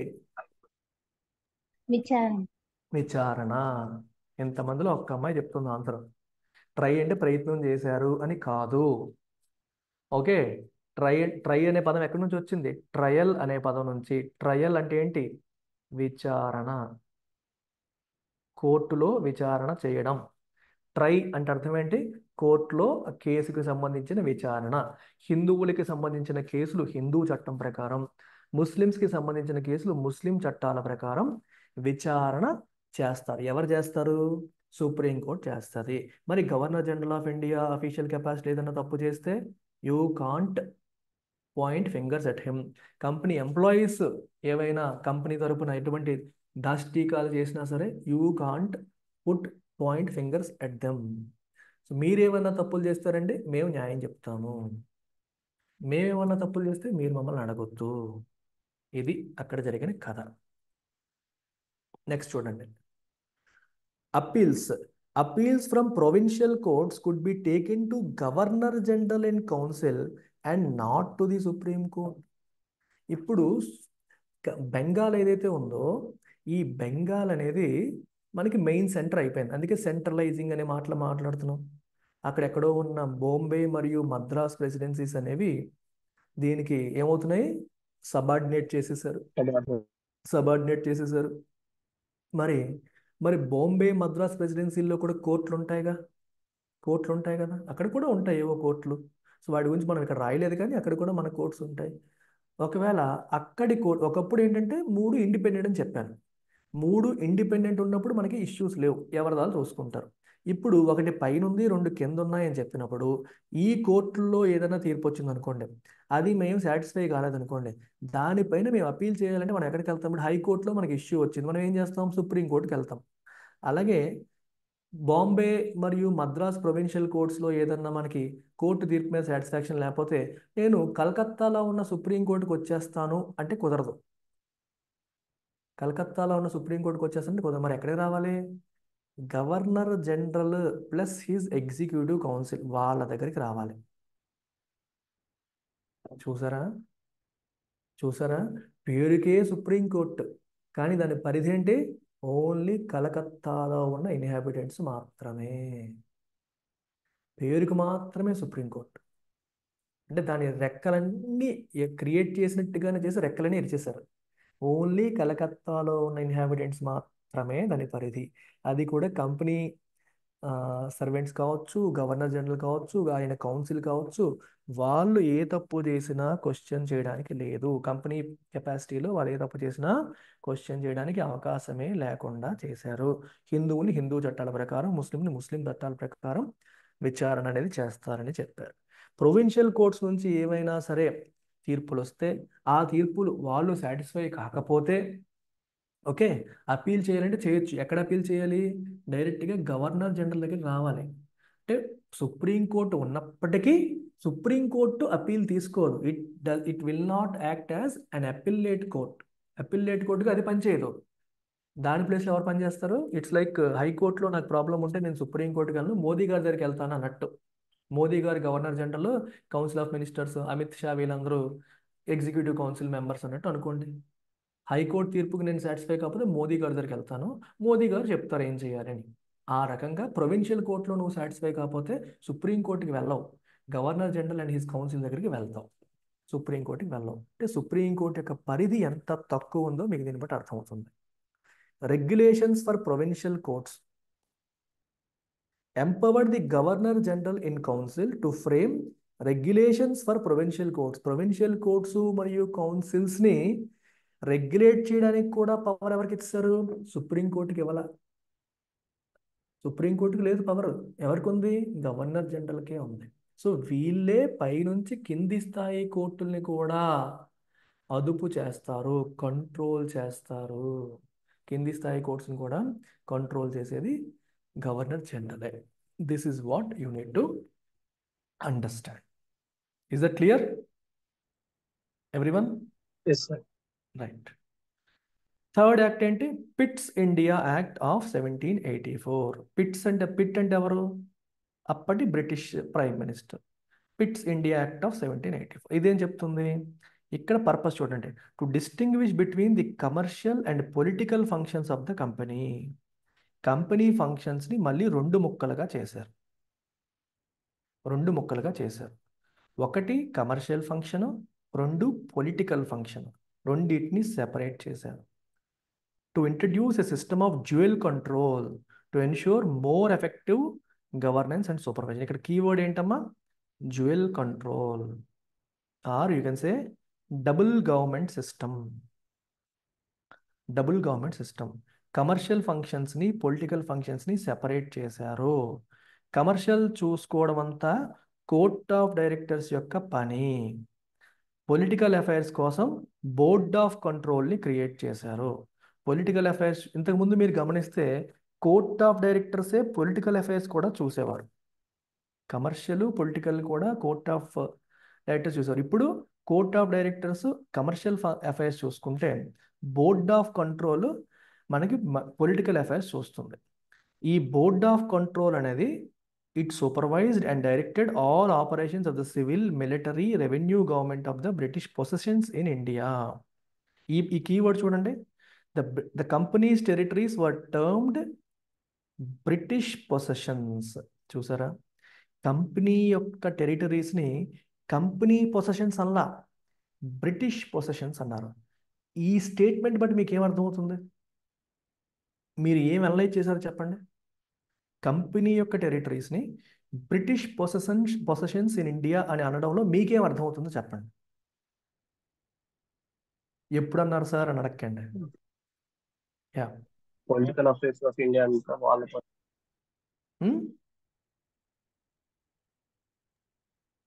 పొలిటికల్ అఫైర్స్ అంతా వాళ్ళే రూల్ చేస్తారు బ్రిటిష్ ఇండియా. నో ఇంకా థింక్ స్లోగా షిఫ్ట్ అవుతుంది సార్. ఏంటమ్మా? కంపెనీ నుంచి గ్రౌండ్ రూల్ కి స్లోగా షిఫ్ట్ అవుతుంది. ఎస్, అంటే కంపెనీ యొక్క ఇన్ఫ్లుయెన్స్ అనేది తగ్గిపోతుంది. కంపెనీ యొక్క ఆరా అనేది తగ్గిపోతుంది. కంపెనీ కంట్రోల్లో ఉన్న టెరిటరీస్ని బ్రిటిష్ పొసెషన్స్ అంటున్నారు. మీరు ఇది అబ్జర్వ్ చేయాలి. నేను ఇందాక నుండి అదే చెప్తున్నాను. మీరు ఇంటర్ లింకేజెస్ని అబ్జర్వ్ చేసుకుంటేనే ఈ పర్టికులర్ చాప్టర్ మీకు ఇంట్రెస్టింగ్ ఉంటుంది. లేకపోతే majority of the students struggle in this chapter. ఎందుకంటే చాలా చట్టాలు ఉన్నాయి. ఇప్పుడు ఈరోజు మనం అప్ టు గ్రౌండ్ రూల్ రావడానికి ముందే ఒక 7-8 చట్టాలు చూస్తాం. ఆ తర్వాత ఇంకొక 7-8 చూస్తాం. ఇన్ని చట్టాలను ఎలా మెమరైజ్ చేయాలి అనుకుంటారు. మెమరైజ్ చేయడానికి ట్రై చేస్తే ప్రాబ్లం అదే. You don't try to memorize, you try to understand, you try to establish interlinkages మీరు ఎస్టాబ్లిష్ చేస్తే గుర్తుపెట్టుకోవడం చాలా సులువు అవుతుంది. ఇంటర్ లింకేజెస్ ఎస్టాబ్లిష్ చేయకపోతే మీరు గుర్తుపెట్టుకోలేరు. So British possessions in India అని చెప్పి పిలవడం జరిగింది. కంపెనీ యొక్క టెరిటరీస్ని బ్రిటిష్ పొసెషన్స్ ఇన్ ఇండియా అని పిలవడం జరిగింది మొట్టమొదటిసారి. And British government gained supreme control over the companies affairs and administration. British గవర్నమెంట్కి కంపెనీ అఫైర్స్ అండ్ అందుకే ఇలా సుప్రీం కంట్రోల్ వచ్చింది కాబట్టి బ్రిటిష్ పొసెషన్స్ అన్నారు. కంప్లీట్గా బ్రిటిష్ పొసెషన్స్ అనే పదం ఎందుకు వాడారు?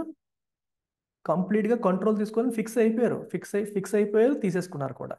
సో పేరుకి కంపెనీ ఉంది కానీ కంట్రోల్ అంతా కూడా బ్రిటిష్ గవర్నమెంట్ చేతిలోకి వెళ్ళిపోయింది. కంప్లీట్గా బ్రిటిష్ గవర్నమెంట్ చేతిలోకి వెళ్ళిపోయింది. ఆ తర్వాత ఇంకొక బొడ్డ యాక్ట్ వచ్చింది 1786లో, చిన్నది. ఈ 1786 యాక్ట్ ఎందుకంటే అప్పుడు మనకి గవర్నర్ జనరల్ ఆఫ్ బెంగాల్గా లార్డ్ కార్న్వాలిస్ని రమ్మని చెప్పారు. You come and be governor general of Bengal అని లార్డ్ కార్న్వాలిస్ని పిలిచారనమాట. ఈయన ఏమన్నారంటే 2 కండిషన్స్ పెట్టారు. నేను గవర్నర్ జనరల్ ఆఫ్ బెంగాల్గా రావాలి అంటే ఈ 2 కండిషన్స్ ఫుల్ఫిల్ చేయాలి. మీరు ఈ 2 కండిషన్స్ ఫుల్ఫిల్ చేస్తేనే నేను వస్తాను అని చెప్పి ఆయన ఫిట్టింగ్ పెట్టారు. సో ఏంటి ఆ 2 కండిషన్స్ చూడండి. ఒకటి, గవర్నర్ జనరల్ ఆఫ్ బెంగాల్గా లార్డ్ కార్న్వాలిస్ వచ్చారు. He will have the power to override the decision of his council in special cases. ఇప్పుడు మనకి ఇందాక ఏం చెప్పాము, గవర్నర్ జనరల్ ఉన్నారు, అలాగే ఆయన కౌన్సిల్ అనేది ఉంది. సో ఏదైనా డెసిషన్ తీసుకునేటప్పుడు 5గురు కలిసి ఓటింగ్ సిస్టమ్ వేసుకొని డిసైడ్ అవుతారంటే కుదరదు. నేను ఏదైతే చెప్తానో, ఇప్పుడు నేను ఎడ్డెం అన్నాను, కౌన్సిల్ తెడ్డెం అన్నారు. నేను ఎడ్డెం అన్నాను, వాళ్ళు తెడ్డెం అన్నారు, నా మాటే చెల్లాలి. వాళ్ళు నలుగురు ఒక మాట చెప్పినా, నేను ఒక్కడిని ఒక మాట చెప్పినా సరే, I should have the power to override, అంటే వాళ్ళ డెసిషన్ని నేను ఓవర్ రైడ్ చేసే అధికారం నాకు ఉండాలి. I should have the power to override their decision. వాళ్ళందరూ కలిపి ఒక మాట మీద ఉన్నా, నేను ఒక్కడిని వేరే మాట మీద ఉన్నా, నా మాటే చెల్లాలి. అది మీకు ఓకే అయితే ఐ విల్ టేక్ ఓవర్, లేకపోతే నేను టేక్ ఓవర్ చేయను అన్నాను. 2, ఈస్ట్ ఇండియా కంపెనీ యొక్క కంప్లీట్ మిలిటరీకి I should be the commander in chief. నన్ను కమాండర్ ఇన్ చీఫ్ చేయాలి. నేను చెప్పినట్టుగా ఆర్మీ కంప్లీట్గా నా కంట్రోల్లో ఉండాలి అని కూడా ఆయన అడిగారు. ఆయన అనుకున్నది చేయడం కోసం ఈ యాక్ట్ ఆఫ్ 1786 తీసుకొచ్చి అతన్ని గవర్నర్ జనరల్ ఆఫ్ బెంగాల్గా చేసి అతనికి ఓవర్ రైడింగ్ డెసిషన్ ఇచ్చారు.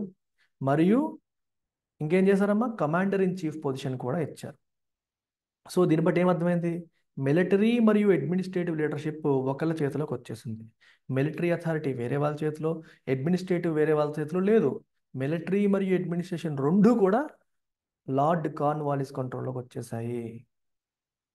సో మీకు which act consolidated military and administrative leadership అంటే answer act of 1786. Act of 1786 గుర్తుపెట్టుకుని చిన్న చట్టం ఇది. కానీ మీకు లార్డ్ కార్న్వాలిస్ అనే పదం వాడకుండా ఏ చట్టం ద్వారా మిలిటరీ మరియు అడ్మినిస్ట్రేటివ్ లీడర్షిప్ కన్సాలిడేట్ అయ్యింది, ఒక సింగిల్ అథారిటీ కిందకు వచ్చింది అని అడిగారు అనుకోండి, కార్న్వాలిస్ పేరు చెప్తే మీరు ఆ యాక్ట్ చెప్తారు. ఇలా అడిగితే అయినప్పటికీ answer act of 1786. Which act give the overriding authority to governor general of Bengal. కౌన్సిల్ని ఓవర్ రైడ్ చేసే అధికారం ఏ చట్టం ఇచ్చింది, act of 1786. Clear? Right. Next, charter act of 1793. Charter act of 1793. ఈ యాక్ట్ సంగతి ఏంటో చూడండి. ఈ యాక్ట్ సంగతి ఏంటో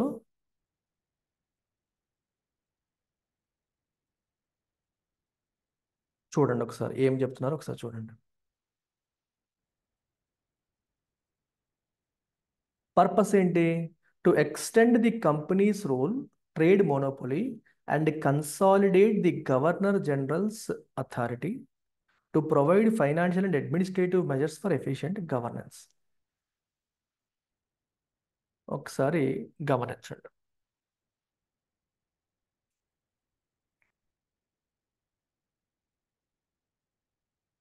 మీరు ఒకసారి ఈ పాయింట్ చాలా ఇంపార్టెంట్ పాయింట్ మీకు ఇప్పుడు చెప్తాను, గమనించండి. ఇక్కడ ఏ పదం మనం వాడామమ్మా, what is the word here, charter act. First act పేరేంటి, regulating act. Regulating act. Second act amending act. Regulating act సంబంధించిందే కదా అది కూడా. Third act act of 1786. India Pitt's act, Pitt's India act అని ఒకటి ఉంది. Okay fine. కానీ ఇప్పటి వరకు చార్టర్ అనే పదంతో మనకి చట్టం రాలేదు. ఇప్పుడు చార్టర్ యాక్ట్ ఆఫ్ 1793 అన్నారు. What do you understand by this? Charter అంటే ఏంటి గుర్తెచ్చుకోండి. ఈ పదం మనం ఆల్రెడీ వాడాం. రికలెక్ట్. అప్రూవల్. అర్థమైంది కదా. First east India company queen Elizabeth దగ్గర ఏ సంవత్సరంలో తీసుకుంది చార్టర్? 1600. 1600లో తీసుకుంది. 1608లో వచ్చింది. అంటే whatever charter they got, ఆ చార్టర్లో ఏం చెప్పారు? Exclusive powers, exclusive control over what? Indian territory. ఏం Trade. చేయడానికి? Trading trading sir. ఎస్, వాళ్ళు ఏది పడితే చేయడానికి కాదు, trade. Exclusive trade rights over India. That was the original charter. ఇప్పుడు చార్టర్ యాక్ట్ అన్నామంటే అర్థం ఏంటి? Now there are modifications in this charter. అర్థమైందా? అలా అర్థం చేసుకోవాలి. అంటే వాళ్ళకి 1600లో వచ్చిన చార్టర్ ఏం చెప్తుంది? They have exclusive trading rights over entire India. దాంట్లో ఇప్పుడు మోడిఫికేషన్స్ చేస్తున్నారు. ఏంటా మోడిఫికేషన్స్? ఏంటా మోడిఫికేషన్స్ అనేది మనం ఒకసారి చూద్దాం. ఆ మోడిఫికేషన్స్ ఏంటనేది ఒకసారి చూద్దాం. అది గుర్తుపెట్టుకోండి, చార్టర్ అనగానే there are some stuff related to charter. చార్టర్కి సంబంధించిన అంశాలు దీంట్లో డిస్కషన్ వస్తాయని గుర్తుపెట్టుకోండి. చార్టర్ అంటే ఏంటి? ట్రేడ్కి సంబంధించిన అంశాలు. ఈస్ట్ ఇండియా కంపెనీకి ఇండియాలో ఏముంది? ట్రేడ్ మోనోపొలి ఉంది. మోనోపొలి అంటే అర్థం ఏంటి? వేరే ఏ కంపెనీ కూడా, అంటే బ్రిటన్కి చెందిన వేరే ఏ కంపెనీ కూడా ఇండియాకి వచ్చి ట్రేడింగ్ చేయకూడదు. Because east India company has got the trade monopoly. East India company తప్పితే వేరే ఏ కంపెనీ కూడా ఇండియాకి వచ్చి, అంటే బ్రిటన్లో ఉన్న ఏ కంపెనీ, వేరే కంట్రీలో ఉన్న కంపెనీని వీళ్ళు కంట్రోల్ చేయలేరు. బ్రిటన్లో ఉన్న వేరే కంపెనీ కూడా ఇక్కడికి వచ్చి ట్రేడ్ చేయడానికి లేదు. ఎందుకంటే ఈస్ట్ ఇండియా కంపెనీకి ఆ చార్టర్ అనేది లభించింది. అయితే ఇక్కడ పాయింట్ ఏంటంటే, ఈస్ట్ ఇండియా కంపెనీ యొక్క ట్రేడ్ మోనోపొలి ఏదైతే ఉందో దాని మీద బ్రిటిష్ గవర్నమెంట్ దృష్టి పెట్టడం మొదలుపెట్టింది. అంటే it was like unlimited trade, వాళ్ళు ఎన్నాళ్ళైనా వాళ్ళే చేసుకోవచ్చు అన్నట్టుగా ఉండేది. ఇప్పుడు ఈ ట్రేడ్ మోనోపొలి ఆఫ్ ద కంపెనీని ఒక 20 ఇయర్స్కి ఎక్స్టెండ్ చేశారు. 20 ఇయర్స్ తర్వాత మళ్ళీ కంటిన్యూ చేస్తారా లేదా మనకు తెలియదు. They extended the trade monopoly for another 20 years. ఇంకో 20 ఇయర్స్ ఎక్స్టెండ్ చేయడం అనేది జరిగింది. ఇది గుర్తుపెట్టుకోండి. దీని గురించి మళ్ళీ మాట్లాడదాం. నెక్స్ట్, ఇందాక మనం ఓవర్ రైడింగ్ పవర్ గురించి మాట్లాడాం కదా. The over riding power given to lord Cornwallis ఏదైతే ఉందో, ఇది లార్డ్ కార్న్వాలిస్కి మాత్రమే కాదు, తర్వాత వచ్చే అందరూ ఫ్యూచర్ గవర్నర్ జనరల్స్ మరియు గవర్నర్స్ ఆఫ్ ప్రెసిడెన్సీస్కి కూడా ఎక్స్టెండ్ చేశారు. అంటే గవర్నర్ జనరల్కే కాదు, ప్రెసిడెన్సీస్ ఉన్నాయి, మద్రాస్ ప్రెసిడెన్సీ, బాంబే ప్రెసిడెన్సీ, అక్కడ గవర్నర్ జనరల్ అన్నాం, గవర్నర్ అంటాం. వాళ్ళకు కూడా ఈ పవర్స్ వచ్చేసాయి. అంటే వాళ్ళు కూడా with in their presidency over riding authority వాళ్ళకి వచ్చేస్తుంది. వాళ్ళకి ఏమైనా కౌన్సిల్ ఉంటే కౌన్సిల్ చెప్పేది చెల్లదు, వీళ్ళు చెప్పేది ఫైనల్గా చెల్లుతుంది. పేరుకి ఎగ్జిక్యూటివ్ కౌన్సిల్ ఉంటుంది, కానీ వాళ్ళ మాట ఫైనల్ కాదు, వీళ్ళ మాటే final. 2, control over subordinate presidencies. Increased control of governor general over the governments of subordinate presidencies of Bombay and Madras. ఎంత పెంచారు ఏంటి అనేది క్లియర్గా మెన్షన్ చేయలేదు, కానీ ఆ రెండింటి పైన ఫర్దర్ ఇంకా కంట్రోల్ అనేది పెంచడం జరిగింది. సో కంట్రోల్ పెంచారు అనే దాన్ని బట్టి మీరు ఏం అర్థం చేసుకోవాలి? What is your analysis? Starting ఒక టర్మ్ యూజ్ చేశాను నేను. సెంట్రలైజింగ్ ఆఫ్ పవర్స్. ఎస్, సెంట్రలైజేషన్ అనేది ఇంకా పెరుగుతోంది. సబార్డినేట్ చేయడం అనేది మనం చూసాము. ఎగ్జాక్ట్గా ఏం కంట్రోల్ చేశారనేది మనకి రాయలేదు, కానీ కంట్రోల్ అనేది ఇంకా పెరిగింది. అంటే it is more and more centralized అని మనకు అర్థమవుతుంది. Then commander in chief. Commander in Chief was not to be a member of the Governor General's Council unless appointed. Commander in Chief, Governor General Council లో member కాదు unless appointed అని చెప్పారు. అంటే అతన్ని governor general కౌన్సిల్లో మెంబర్గా చూడకూడదు, అందులో అతను ఉండకూడదు అని ఇక్కడ మనకి చెప్పడం అనేది జరిగింది. సో కమాండర్ ఇన్ చీఫ్ సెపరేట్గా ఉండాలి, దీంట్లో భాగం కాకూడదు, గవర్నర్ జనరల్ కౌన్సిల్లో ఉండకూడదు. అంటే అర్థం ఏంటి? ప్రీవియస్ యాక్ట్లో ఏం జరిగింది? గవర్నర్ జనరల్ గా కమాండ్ ఇన్ చీఫ్ కావచ్చు. గవర్నర్ జనరలే కమాండర్ ఇన్ చీఫ్ కదా. ఆయన ఏమడిగారు? నన్ను కమాండర్ ఇన్ చీఫ్గా మార్చమని నన్ను చేయమని ఆయన అడిగారు. దానికి ఒప్పుకున్నారు. ఇప్పుడు ఏం చేశారు? సో అలా ఇప్పుడు ఏం ఉండకూడదు. చేశారమ్మా? అలా వద్దు అన్నారు. అర్థమైందా? ఎస్. అది was not to be a member of the governor general's council. Governor general కౌన్సిల్లో ఉండకూడదు అని చెప్పడం జరిగింది. Unless he was so appointed అని కూడా రాశారు. అంటే అపాయింట్ చేసినప్పుడే ఇందులో మెంబర్గా అని పెడితే తప్పితే ఇందులో మెంబర్ కాకూడదు అని చెప్పడం జరిగింది. అండ్ మోస్ట్ ఇంపార్టెంట్ పాయింట్ ఏంటంటే ఇక్కడ చూడండి, members and their staff were to be paid from Indian revenues. India నుంచి మనకి ఏవైతే రెవెన్యూస్ వస్తున్నాయో, ఓకే, బోర్డ్ ఆఫ్ కంట్రోల్ ఒకటి ఉందని చెప్పాము ఇంతకుముందు మాట్లాడడం గుర్తుందా? Court of directors, board of control. Board of control పని ఏంటి? Political affairs. Court of Political. Directors ఏంటి? Commercial affairs. సో అది కమర్షియల్, ఇది పొలిటికల్ అఫైర్స్. సో ఇందులో పొలిటికల్ అఫైర్స్ హ్యాండిల్ చేసే బోర్డ్ ఆఫ్ డైరెక్టర్స్ యొక్క కంట్రోల్ యొక్క డైరెక్టర్స్ కాదు, మా కంట్రోల్ యొక్క మెంబర్స్ మరియు స్టాఫ్ వాళ్ళ శాలరీస్ అన్నీ కూడా ఇండియా నుంచి మనం ఏదైతే రెవెన్యూ సంపాదిస్తున్నామో, దివానీ రైట్స్ వచ్చాయి కదా, ట్యాక్స్ల ద్వారా డబ్బులు వస్తాయి కదా, ఆ రెవెన్యూస్ నుంచే పే చేయాలి. మేము వేరే చోటు నుంచి తీసుకురాము. సో మీరు సఫిషియెంట్గా మీరు అక్కడ అడ్మినిస్ట్రేటివ్ అఫైర్స్ కోసం మీరు ఇనఫ్ ఎంత ఖర్చు అవుతుందో దానికి తగ్గట్టు రెవెన్యూస్ మీరు అక్కడ జనరేట్ చేసుకోండి అని చెప్పడం. మీరు జనరేట్ చేసుకోండి అని ఒక రకంగా చెప్తున్నట్టు. మీరు అక్కడే ఇనఫ్ రెవెన్యూస్ జనరేట్ చేసుకోవాలి, జనరేట్ చేసుకొని మీరు తెచ్చుకోవాలి అని ఇక్కడ మనకి చెప్పడం అనేది జరుగుతుంది.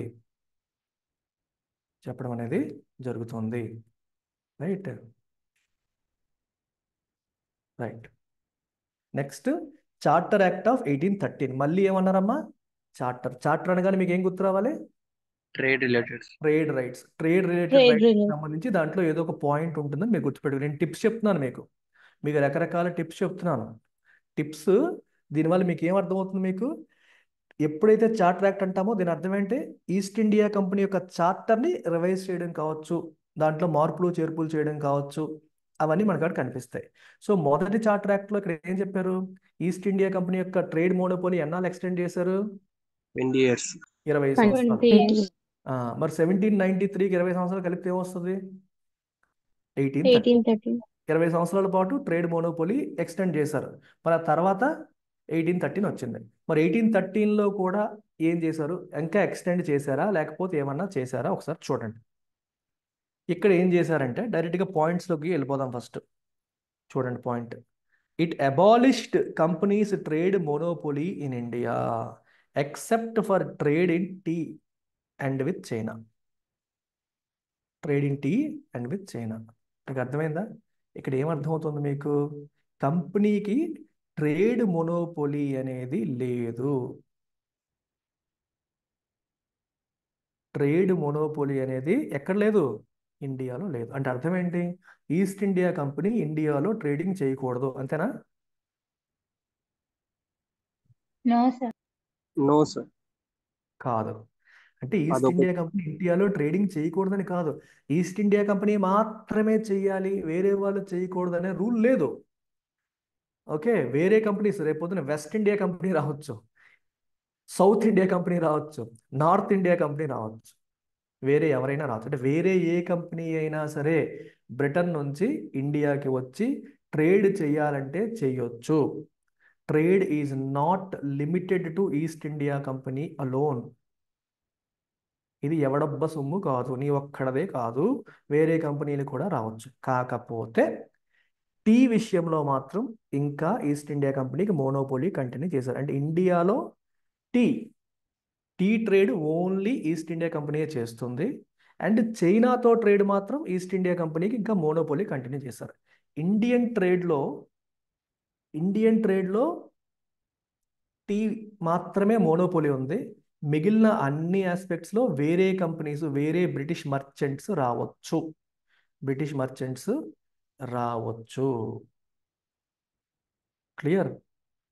Then sovereignty assertion asserted the British Crown's sovereignty over the company's territories. అంటే కంపెనీ టెరిటరీస్ పైన పూర్తి స్థాయి అధికారం ఎవరిది అంటే బ్రిటిష్ క్రౌన్ అని మరొక్కసారి ఈ చట్టంలో చెప్పారు. ఆల్రెడీ దీని గురించి ఒక డిస్కషన్ జరిగింది. ఎప్పుడు జరిగింది గుర్తుందా? ఆ టర్మ్ చెప్పండి. British possessions. Very good. Companies territories were termed British possessions అని పిలిచారు. ఇప్పుడు ఏం చెప్పారు? మొత్తం మాదే. It asserted the sovereignty. Company టెరిటరీయే కానీ అల్టిమేట్ అథారిటీ ఎవరంటే మేమే. అల్టిమేట్ అథారిటీ మేమే అని చెప్పారు. నెక్స్ట్ ఇదే చట్టంలో ఇంకొక పాయింట్ ఏంటంటే క్రిస్టియన్ మిషనరీస్ ఇండియాకి వచ్చి ఇండియాని ఎన్లైటన్ చేయడం. పాపం ఇండియా వాళ్ళందరూ కూడా, ఇండియన్స్ అందరూ కూడా ఈ మూఢనమ్మకాలతో ఉన్నారు. లైక్ సతీ సహగమనం, బాల్య వివాహం, కన్యాశుల్కం, రకరకాల మూఢనమ్మకాలతో కొట్టుమిట్టాడుతున్నారు. వీళ్ళందరూ బార్బారిక్ అంటే సివిలైజ్డ్ కాదు. వీళ్ళందరినీ ఎన్లైటన్ చేయడానికి, వీళ్ళందరికీ జ్ఞాన బోధ చేయడానికి క్రిస్టియన్ మిషనరీస్ ఇండియాలోకి రావచ్చు. వాళ్ళు వచ్చి ఇక్కడ క్రిస్టియానిటీని స్ప్రెడ్ చేయొచ్చు, వీళ్ళకి జ్ఞాన బోధ చేయొచ్చు అని అలౌ చేశారు వాళ్ళ పాయింట్ ఆఫ్ వ్యూలో. Next they also promoted western education in British territories in India. అర్థమవుతుందా? బ్రిటిష్ టెరిటరీస్, ఇండియాలో ఉన్న బ్రిటిష్. అదేంటి సార్ బ్రిటిష్ టెరిటరీస్ అని ఎందుకు అంటున్నారు చెప్పండి? వై బ్రిటిష్ టెరిటరీస్ అనే పదాన్ని వాడారు? ఏంటమ్మా? ఆఫీషియల్ కూడా ఉన్నాయి కదా సార్.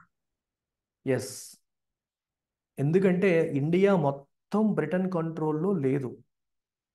ఇండియా మొత్తం బ్రిటన్ కంట్రోల్లో లేదు. బ్రిటన్ కంట్రోల్ లేదు. కొన్ని చోట్ల ఇంకా రాచరికం నడుస్తుంది. రాజులు, ఇండియన్ ప్రిన్సెస్ ఇంకా కొన్ని చోట్ల వాళ్ళు రన్ చేస్తున్నారు. సో కాబట్టి బ్రిటిష్ హయాంలో వీళ్ళ అడ్మినిస్ట్రేటివ్ అథారిటీలో వీళ్ళ కంట్రోల్లో ఏవైతే ఉన్నాయో, వీళ్ళ కంట్రోల్లో ఏవైతే ఉన్నాయో అక్కడ అక్కడ ప్రజలు ఎవరైతే ఉన్నారో వాళ్ళకి మీరు వెస్టర్న్ ఎడ్యుకేషన్ నేర్పించండి. వెస్టర్న్ ఎడ్యుకేషన్ నేర్పిస్తే వాళ్ళందరూ కూడా ఇంగ్లీష్ నేర్చుకుంటారు, సబ్జెక్ట్స్ నేర్చుకుంటారు, మన మోడర్న్ సైన్స్ ఇవన్నీ నేర్చుకుంటారు. ఇవన్నీ నేర్చుకుని వాళ్ళు ఎన్లైటన్ అవుతారు. ప్లస్ ఇలా నేర్చుకున్న వాళ్ళు మనకి పనికొస్తారు. ఇక్కడ ఇంకో పాయింట్ మీరు గమనించండి. ఇక్కడ ఏమవుతుందంటే ఈస్ట్ ఇండియా కంపెనీ కావచ్చు లేదా బ్రిటిష్ క్రౌన్ కావచ్చు, వాళ్ళు భారతదేశంలో అడ్మినిస్ట్రేటివ్ అఫైర్స్ అన్నిటినీ హ్యాండిల్ చేయాలి అంటే వాళ్ళకి ఎంప్లాయీస్ కావాలి. ఈ ఎంప్లాయీస్ ఎక్కడి నుంచి వచ్చేవాళ్ళు? యూరోప్ నుంచి వచ్చేవారు. అంటే ఎక్కడ సేమ్ బ్రిటన్ నుంచి వచ్చేవారు. బ్రిటన్ నుంచి వాళ్ళు ఇక్కడ రావడం, బ్రిటన్ నుంచి ఇక్కడికి వచ్చారంటే వాళ్ళకి ఆన్ సైట్ ఆపర్చునిటీ అంటాం చూడండి ఈ రోజుల్లో. అలాగా it's like on site opportunity. Infosys ఇండియాలో ఉంటుంది, యూఎస్లో కూడా ఉంటుంది. ఇన్ఫోసిస్ తరపున నువ్వు యూఎస్లో ఉన్న ఇన్ఫోసిస్లో పనిచేస్తావు. అలాగా. సో బ్రిటన్ వాడు బ్రిటిష్ ఈస్ట్ ఇండియా కంపెనీలో పనిచేసేవాడు ఇప్పుడు ఇండియాలో ఉన్న ఈస్ట్ ఇండియా కంపెనీకి అటు నుంచి ఇటు రావచ్చు వర్క్ చేయడానికి. సో వీళ్ళకి ఏమవుతాయంటే శాలరీస్, మరి బ్రిటన్లో శాలరీస్ ఎక్కువ ఉంటాయి, వాళ్ళకి ఎక్కువ ఎక్కువ శాలరీస్ పే చేయాలి, ఖర్చులు ఎక్కువ అవుతూ ఉంటాయి. సో వీళ్ళు మెల్లమెల్లగా ఏం ఆలోచించడం మొదలు పెట్టారంటే ఈ ఇండియన్స్కి ఎడ్యుకేషన్, మన ఎడ్యుకేషన్ అనేది నేర్పిస్తే వీళ్ళు ఆ ఇంగ్లీషు గట్రా నేర్చుకొని రేపు నేర్చుకున్నారు అనుకోండి, రేపు పొద్దున వీళ్ళని కూడా మనం ఎంప్లాయ్ చేయొచ్చు. మీరు అనొచ్చు ఇండియాకి ఎంప్లాయ్ చేస్తే వాళ్ళకేంటి వస్తుంది? తక్కువ శాలరీకి వచ్చేస్తారు కదా ఇండియన్స్, వాళ్ళకి కాస్ట్ తగ్గుతుంది కదా, పని తగ్గుతుంది కదా. బ్రిటన్ నుంచి ఎవరినో రిక్రూట్ చేసి ఇక్కడ తెప్పిస్తే ఎంత ఖర్చు అవుతుంది? దాని బదులు హయ్యర్ లెవెల్లో అంతా బ్రిటిష్ వాళ్ళు, హయ్యర్ లెవెల్లో బ్రిటిష్ వాళ్ళు ఉండి లోవర్ లెవెల్లో ఇండియన్స్ని తీసుకుంటే పనికి వస్తుంది కదా. ఇప్పటికి ఇంక ఇండియన్స్ ఎవరిని తీసుకోలేదు, గుర్తుపెట్టుకోండి. నేను ఇండియన్ తీసుకున్నారని నేను చెప్పట్లా, మేబీ దానికి బీజం ఇక్కడ పడుతుంది. So promoted the spread of western education in British territories in India. అర్థమైందా? ఏంటమ్మా ఎవరు అడుగుతున్నారు?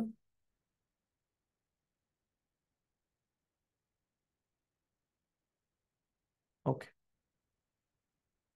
taxation చూడండి. The act authorized local governments in India to impose taxes on individuals and provided them with the power to punish those who did not comply with tax regulations. Individuals పైన tax వేయడానికి local గవర్నమెంట్స్కి కూడా authority ఇవ్వడం జరిగింది. And ఒకవేళ వాళ్ళు ట్యాక్స్లు కట్టకపోతే వాళ్ళకి పనిష్ చేయడానికి కూడా దీనికి అథారిటీ అనేది ఇచ్చారు. So if someone is not paying taxes you can punish them అని అధికారాన్ని కూడా ఇవ్వడం అనేది జరిగింది. నెక్స్ట్ చట్టం మళ్ళీ చార్టర్ యాక్టే. చార్టర్ యాక్ట్ అనగానే మళ్ళీ మీకు ఏం గుర్తు రావాలి? Trade rights. ట్రేడ్కి సంబంధించింది ఏమైనా ఉందా? ఇంతకుముందు మనం ఏం మాట్లాడాము?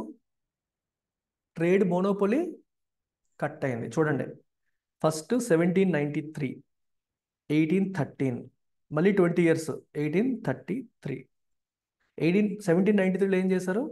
20 years ఎక్స్టెండ్ చేశారు. 1830లో ఏం చేశారు? మోనోపోలీ ఎండ్ చేసేసారు. Monopoly ended except for teas. Tea. Except for tea. ఇండియాలో టీ, చైనా కంప్లీట్గా మోనోపోలీ ఉంది ఇంకా. సో టీ తప్పితే మిగిలిన వాటికి మోనోపోలీ ఎండ్ చేశారు. అంటే 1813 తర్వాత బ్రిటిష్ మర్చెంట్స్ కూడా ఇక్కడ రావచ్చు అని చెప్పారు. ఇప్పుడు 1833 వచ్చింది. 1833లో ఏం చేశారు? ఇక్కడ 2 పాయింట్స్ చూడండి. Purpose to centralise administrative power in British India, to end the companies commercial activities and make it purely administrative. Company యొక్క కమర్షియల్ యాక్టివిటీస్ కంప్లీట్గా ఎండ్ చేసేస్తారు. అంటే ప్యూర్లీ అడ్మినిస్ట్రేటివ్ బాడీగా దాన్ని మార్చడం అనేది ఇక్కడ ప్రధానమైన ఉద్దేశం. సో దీన్ని మనం ఫైనల్ స్టెప్ టువర్డ్స్ సెంట్రలైజేషన్ అంటాం. Final step towards centralisation in British India అని కూడా మనం 1833 యాక్ట్ని చెప్పొచ్చు. ఎందుకని చూడండి, ఈ కమర్షియల్ యాక్టివిటీస్ పాయింట్స్ మళ్ళీ చెప్దామా? ఎందుకు ఫీచర్స్లోకి వెళ్ళలేదు, నేను ఫీచర్స్ ముందు పర్పస్ రాశాను. ఫీచర్స్ ఒకసారి మళ్ళీ చూస్తే, గవర్నర్ జనరల్ ఆఫ్ ఇండియా. ఇప్పటి వరకు మనకి governor general of Bengal. First మనకి గవర్నర్ ఆఫ్ బెంగాల్, అంతే కదమ్మా? First yes sir. Governor of Bengal ఉండేది. దాన్ని ఏం చేశారు? గవర్నర్ జనరల్ ఆఫ్ బెంగాల్గా మార్చారు 1773 యాక్ట్ తర్వాత. ఇప్పుడు గవర్నర్ జనరల్ ఆఫ్ బెంగాల్ని గవర్నర్ జనరల్ ఆఫ్ ఇండియాగా పిలవడం మొదలుపెట్టారు. So the governor general of Bengal became the governor general of India with all civil and military powers. అలాంటి మొట్టమొదటి గవర్నర్ జనరల్ ఆఫ్ ఇండియా ఎవరు? Lord William Bentinck. ఈ పేర్లు ఇంపార్టెంట్. 3 పేర్లు వచ్చాయి ఇప్పటికి. Warren Hastings first governor general of Bengal. Lord Cornwallis commander in chief అవ్వాలి, overriding decision కావాలని చెప్పి కండిషన్ పెట్టిన ఆయన. ఇప్పుడు లార్డ్ విలియం బెంటిక్, ఇతనెవరు? Governor general of India. Then centralised legislative powers. Legislative powers were centralised in governor general of India. మొత్తం legislative powers అన్నీ కూడా ఎవరి దగ్గర ఉంటాయి? గవర్నర్ జనరల్ ఆఫ్ ఇండియా చేతిలోనే ఉంటాయి. అంటే బాంబే ప్రెసిడెన్సీలో ఏం చెయ్యాలి, మద్రాస్ ప్రెసిడెన్సీలో ఏం చెయ్యాలి, వాళ్ళకి సంబంధించిన వ్యవహారాలని కూడా గవర్నర్ జనరల్ ఆఫ్ ఇండియా కంట్రోల్లోనే ఉంటుంది. దానికి సంబంధించిన రెగ్యులేషన్స్ కూడా ఆయనే ఇష్యూ చేస్తారు. He will issue regulations. దానికి సంబంధించిన రెగ్యులేషన్స్ కూడా ఈయన కంట్రోల్లోనే ఉంటాయి. And end of commercial functions. Ended the east India companies commercial functions, making it purely administrative body. దాన్ని పూర్తిగా ఒక అడ్మినిస్ట్రేటివ్ బాడీగా మార్చేశారు. కమర్షియల్ యాక్టివిటీస్ ఇంకా చేయడానికి, కంపెనీ పాయింట్ ఆఫ్ వ్యూలో మరి చేయడానికి లేదు అని చెప్పడం జరిగింది. అండ్ సివిల్, ఇది చాలా ఇంపార్టెంట్ పాయింట్ అమ్మ, అడుగుతారు ఎగ్జామ్లో. Civil service selection attempted to, చూడండి పాయింట్ చాలా important.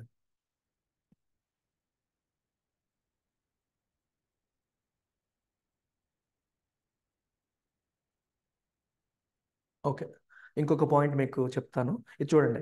Attempted to introduce a system of open competition for civil service selection, but this was negated by opposition. వాళ్ళు ఏం చేద్దాం అనుకున్నారంటే ఒక ఓపెన్ కాంపిటీషన్ సిస్టమ్ ఇండియాలో తీసుకొద్దాము అనుకున్నారు సివిల్ సర్వీస్ సెలక్షన్స్కి. అంటే ఒక మెరిట్ బేస్డ్ ఎగ్జామ్ కండక్ట్ చేసి దాని ప్రకారం సెలక్షన్ చేద్దాం అనుకున్నారు. కానీ దానికి అపోజిషన్ అనేది వచ్చింది. అండ్ ఇండియన్స్ కూడా ఈ కాంపిటీషన్లో, ఈ మెరిట్ బేస్డ్ సెలక్షన్లో పార్టిసిపేట్ చేయొచ్చు. ఓకే, ఇండియన్స్ కూడా ఈ ఎగ్జామ్ రాయొచ్చు. ఇండియన్స్ ఈ ఎగ్జామ్ క్వాలిఫై అయితే వాళ్ళు సివిల్ సర్వెంట్స్గా పనిచేయొచ్చు. బ్రిటిష్ గవర్నమెంట్ హయాంలో ఇండియన్స్ కూడా సివిల్ సర్వెంట్స్గా పనిచేయొచ్చు అని ఒక ప్రయత్నం అనేది జరిగింది. అయితే అన్ఫార్చునేట్లీ ఈ ప్రావిజన్ని court of directors court of directors negate చేశారు, ఒప్పుకోలేదు. Court of directors negated this. వాళ్ళు దీన్ని యాక్సెప్ట్ చేయలేదు. ఎప్పుడైతే కోర్ట్ ఆఫ్ డైరెక్టర్స్ దీన్ని యాక్సెప్ట్ చేయలేదో ప్రయత్నం అయితే జరిగింది, కానీ ఓపెన్ కాంపిటీషన్ అనేది ఇంప్లిమెంట్ చేయలేదు. సో మీకు ఎగ్జామ్లో అడిగారు అనుకోండి, సివిల్ సర్వీసెస్లో ఓపెన్ కాంపిటీషన్ని ఇంప్లిమెంట్ చేసిన చట్టం ఏది అంటే 1853 వస్తుంది నెక్స్ట్ది. కానీ అటెంప్ట్ చేసిన మొట్టమొదటి చట్టం ఏదంటే 1833. 1833 అటెంప్ట్ చేసింది, but it could not do it. It tried but it could not do it. It tried but it could not do it. Very important point. అలాగే ఇంకొంచెం ముందుకెళ్తే పాత పాయింట్స్లోకి మళ్ళీ ఒకసారి వెళ్తే, ఇందాక మీకు ఏం చెప్పానంటే ఈ కమర్షియల్ ఫంక్షన్స్ అన్ని ఎండ్ చేశారని చెప్పాను కదా. కమర్షియల్ ఫంక్షన్స్ అన్ని ఎండ్ చేసి తర్వాత ఏం చెప్పారంటే ఈస్ట్ ఇండియా కంపెనీ యొక్క టెరిటరీస్ ఉన్నాయి కదా ఇండియాలో, వాటిని ఏమన్నారో తెలుసా? ఇలా అన్నారు, interest in trust for his majesty.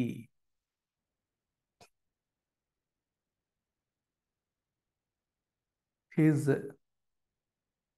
heirs and successors అని అన్నారు. అర్థం ఏంటి? మెజెస్టీ అంటే అక్కడ మీనింగ్ ఏంటంటే బ్రిటిష్ క్రౌన్ హెడ్, అంటే కింగ్ కావచ్చు, క్వీన్ కావచ్చు, వాళ్ళు ఎవరైనా సరే. అంటే ఈ టెరిటరీస్ అన్నీ కూడా నావి కావు, ఇవన్నీ కూడా ఎవరివి? బ్రిటిష్ క్రౌన్కి చెందుతాయి. I'm only A trustee. Trustee అంటే అర్థం ఏంటి? నేను ఓనర్ని కాదు, వాళ్ళ తరపున నేను మేనేజ్ చేస్తున్నాను మాత్రమే. అంటే కంపెనీ టెరిటరీస్ అన్నీ ఏమైపోయాయి? బ్రిటిష్ క్రౌన్ టెరిటరీస్గా మారిపోయాయి. అది కమర్షియల్ బాడీగా ఎండ్ అయిపోయింది, అడ్మినిస్ట్రేటివ్ బాడీగా ఉండిపోయింది. సో ప్లస్ ఆ టెరిటరీస్ అన్నీ కూడా ఏవి ఇంకా తనవి కాదు. టెరిటరీస్ ఏవి కూడా తనవి కాదు. ఈ టెరిటరీస్ అన్నీ కూడా interest for his majesty, his hairs and success. మీకు మోడిఫై చేస్తాను పీడిఎఫ్, డోంట్ వరీ, ఇవన్నీ మీరు గుర్తుపెట్టుకోకలేదు, పీడిఎఫ్లోకి వస్తాయి.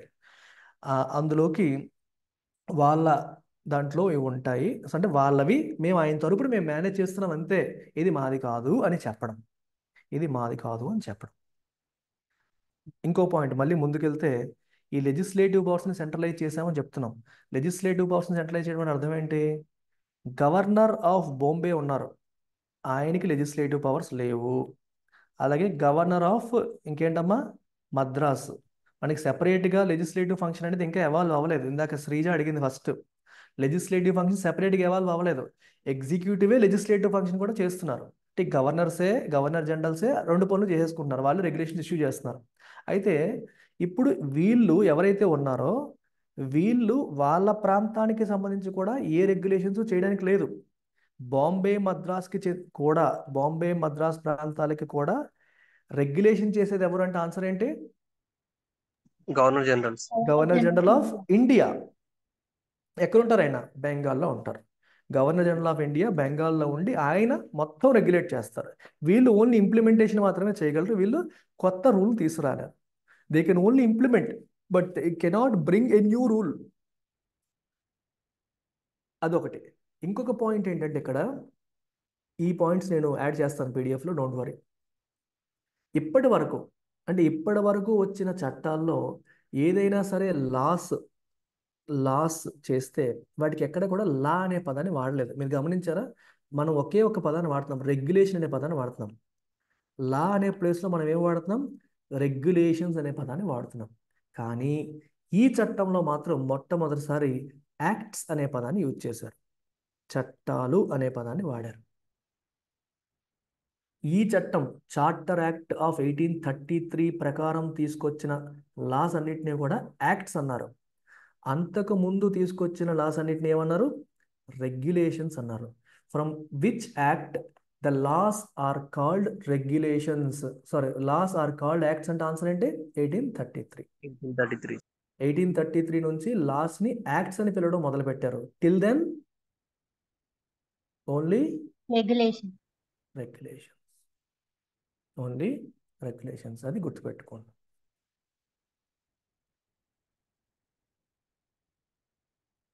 రైట్.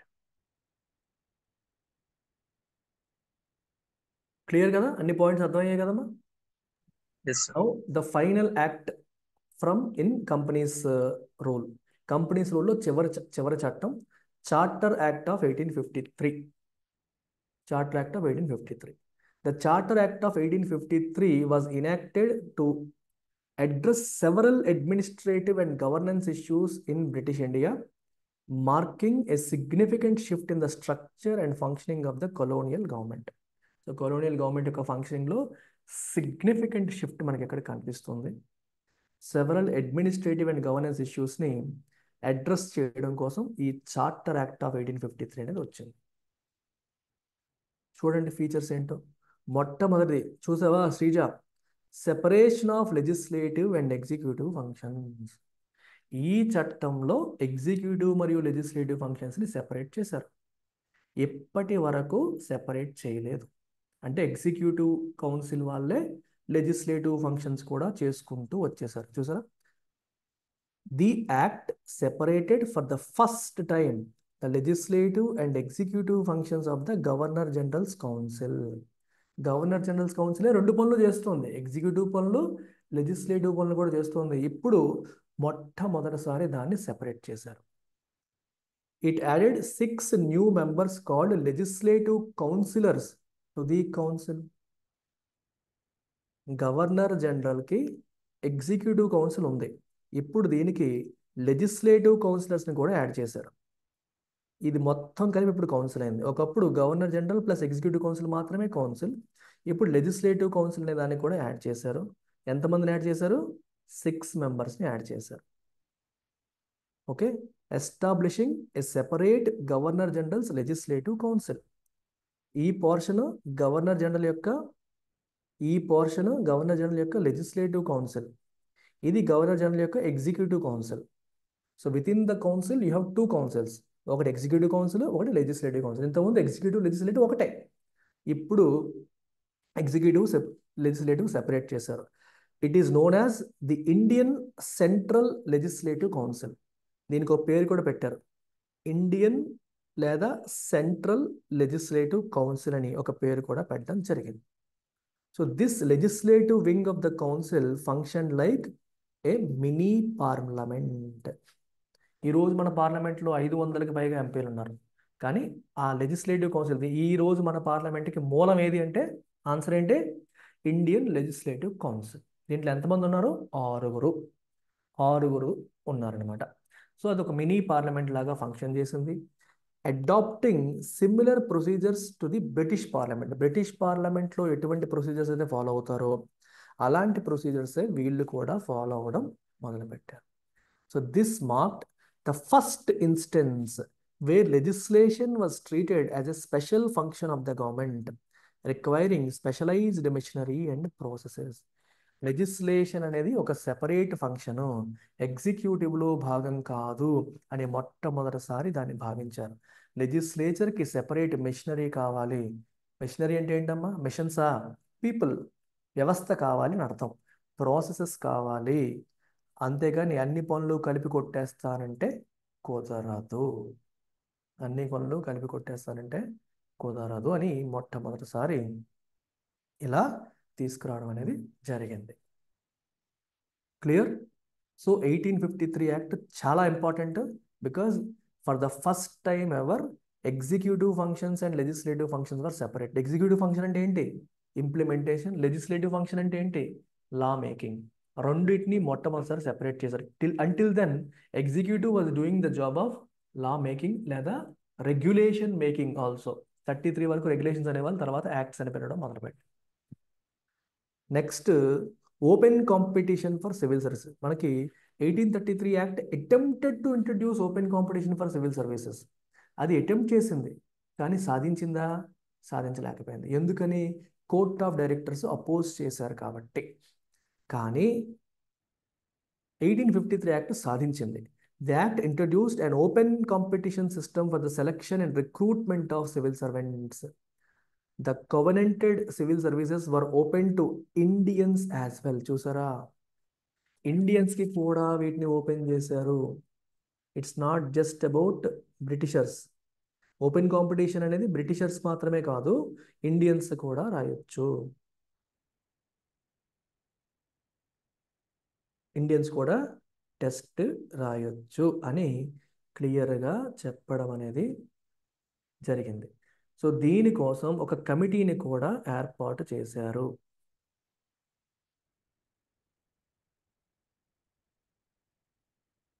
ఇక్కడ కోవెనెంటెడ్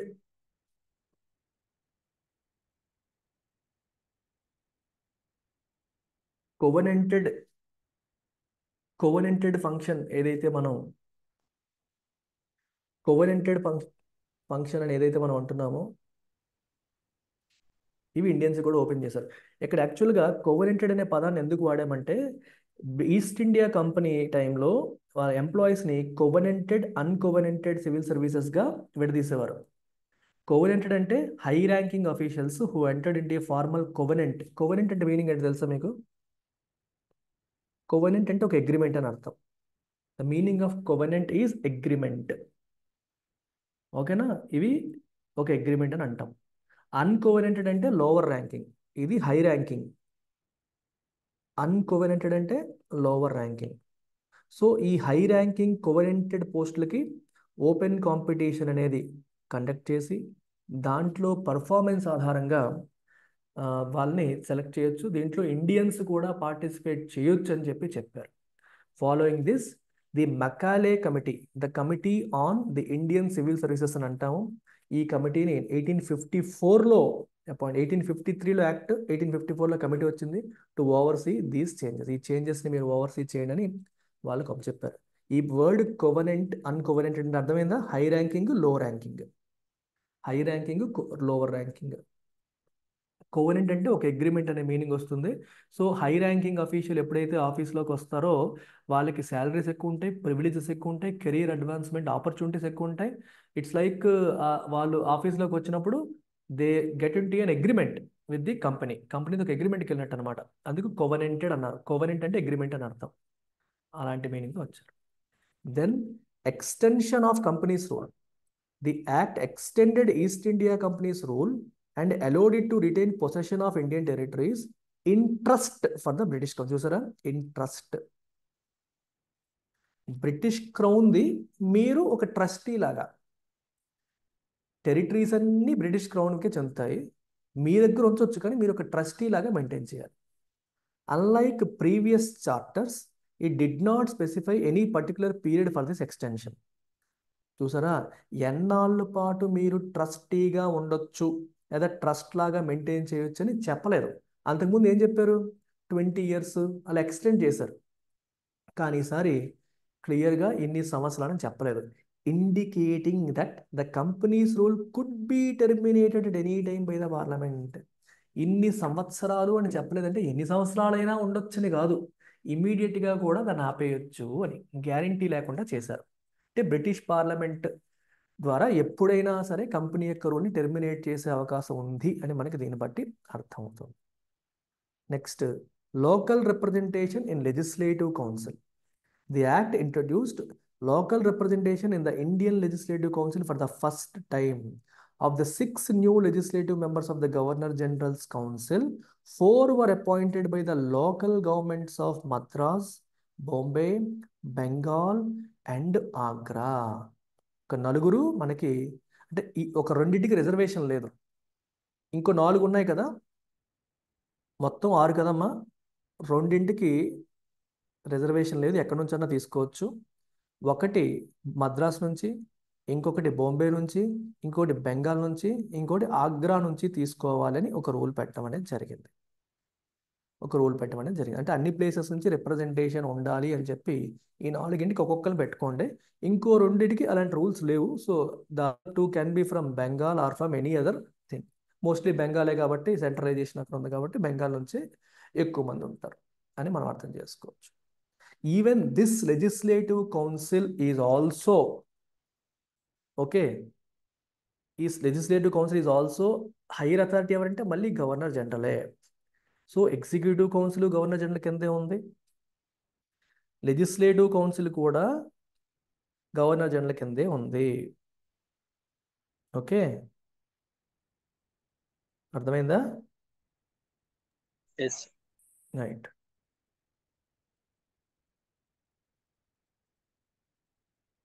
సో అల్టిమేట్ అథారిటీ ఎవరంటే ఇప్పటికీ ఆన్సర్ ఈజ్ గవర్నర్ జనరలే. ఇప్పటికి కూడా ఆన్సర్ గవర్నర్ జనరలే.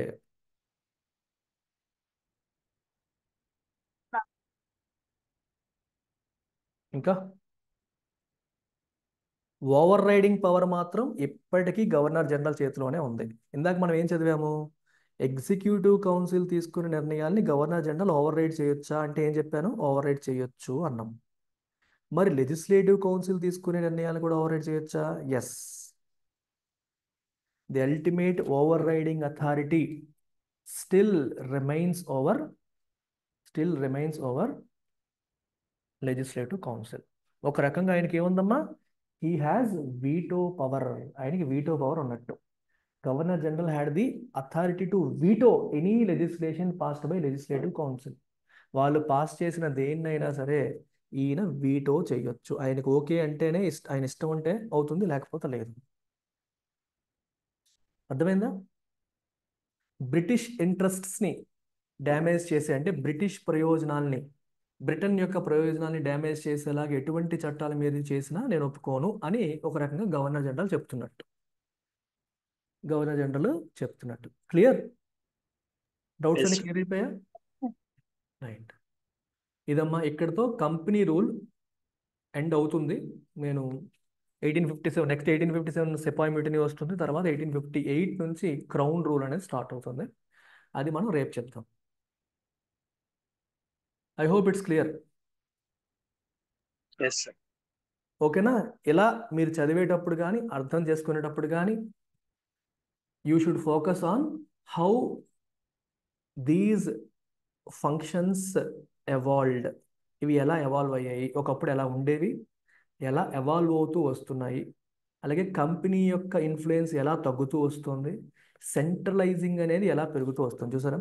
సెంట్రలైజింగ్ అనేది పెరుగుతూ వచ్చింది, ఎక్కువైంది. సెంట్రలైజేషన్ ఎక్కువైంది.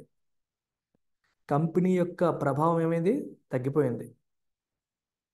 కంపెనీ ప్రభావం ఏమో తగ్గిపోయింది. సో మనకి ఈ ప్యాటర్న్స్ మనకు కనిపిస్తున్నాయి.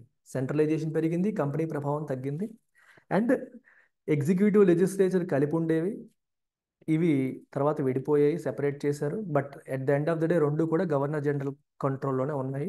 అల్టిమేట్ ఓవర్ రైడింగ్ అథారిటీ లేదా veto authority still lies with governor general. మీకు ఎగ్జామ్లో ఇలా అడుగుతారు, గవర్నర్ జనరల్కి వీటో అథారిటీ ఉందా అంటే వీటో అనే పదం లేదు అనుకోకండి, ఉన్నట్టే. ఎందుకంటే ఓవర్ రైడ్ చేసే అధికారం. వాళ్ళు చెప్పింది కాదు అంటే కాదు, అంతే. ఈయనకి నచ్చలేదు, దీనివల్ల బ్రిటిష్ ప్రయోజనాలు దెబ్బతింటాయంటే నో, అంతే, అయిపోయింది. మీరు ఒకసారి గమనిస్తే గవర్నర్ జనరల్ ఎంత పవర్ఫుల్లో చూడండి ఒకసారి.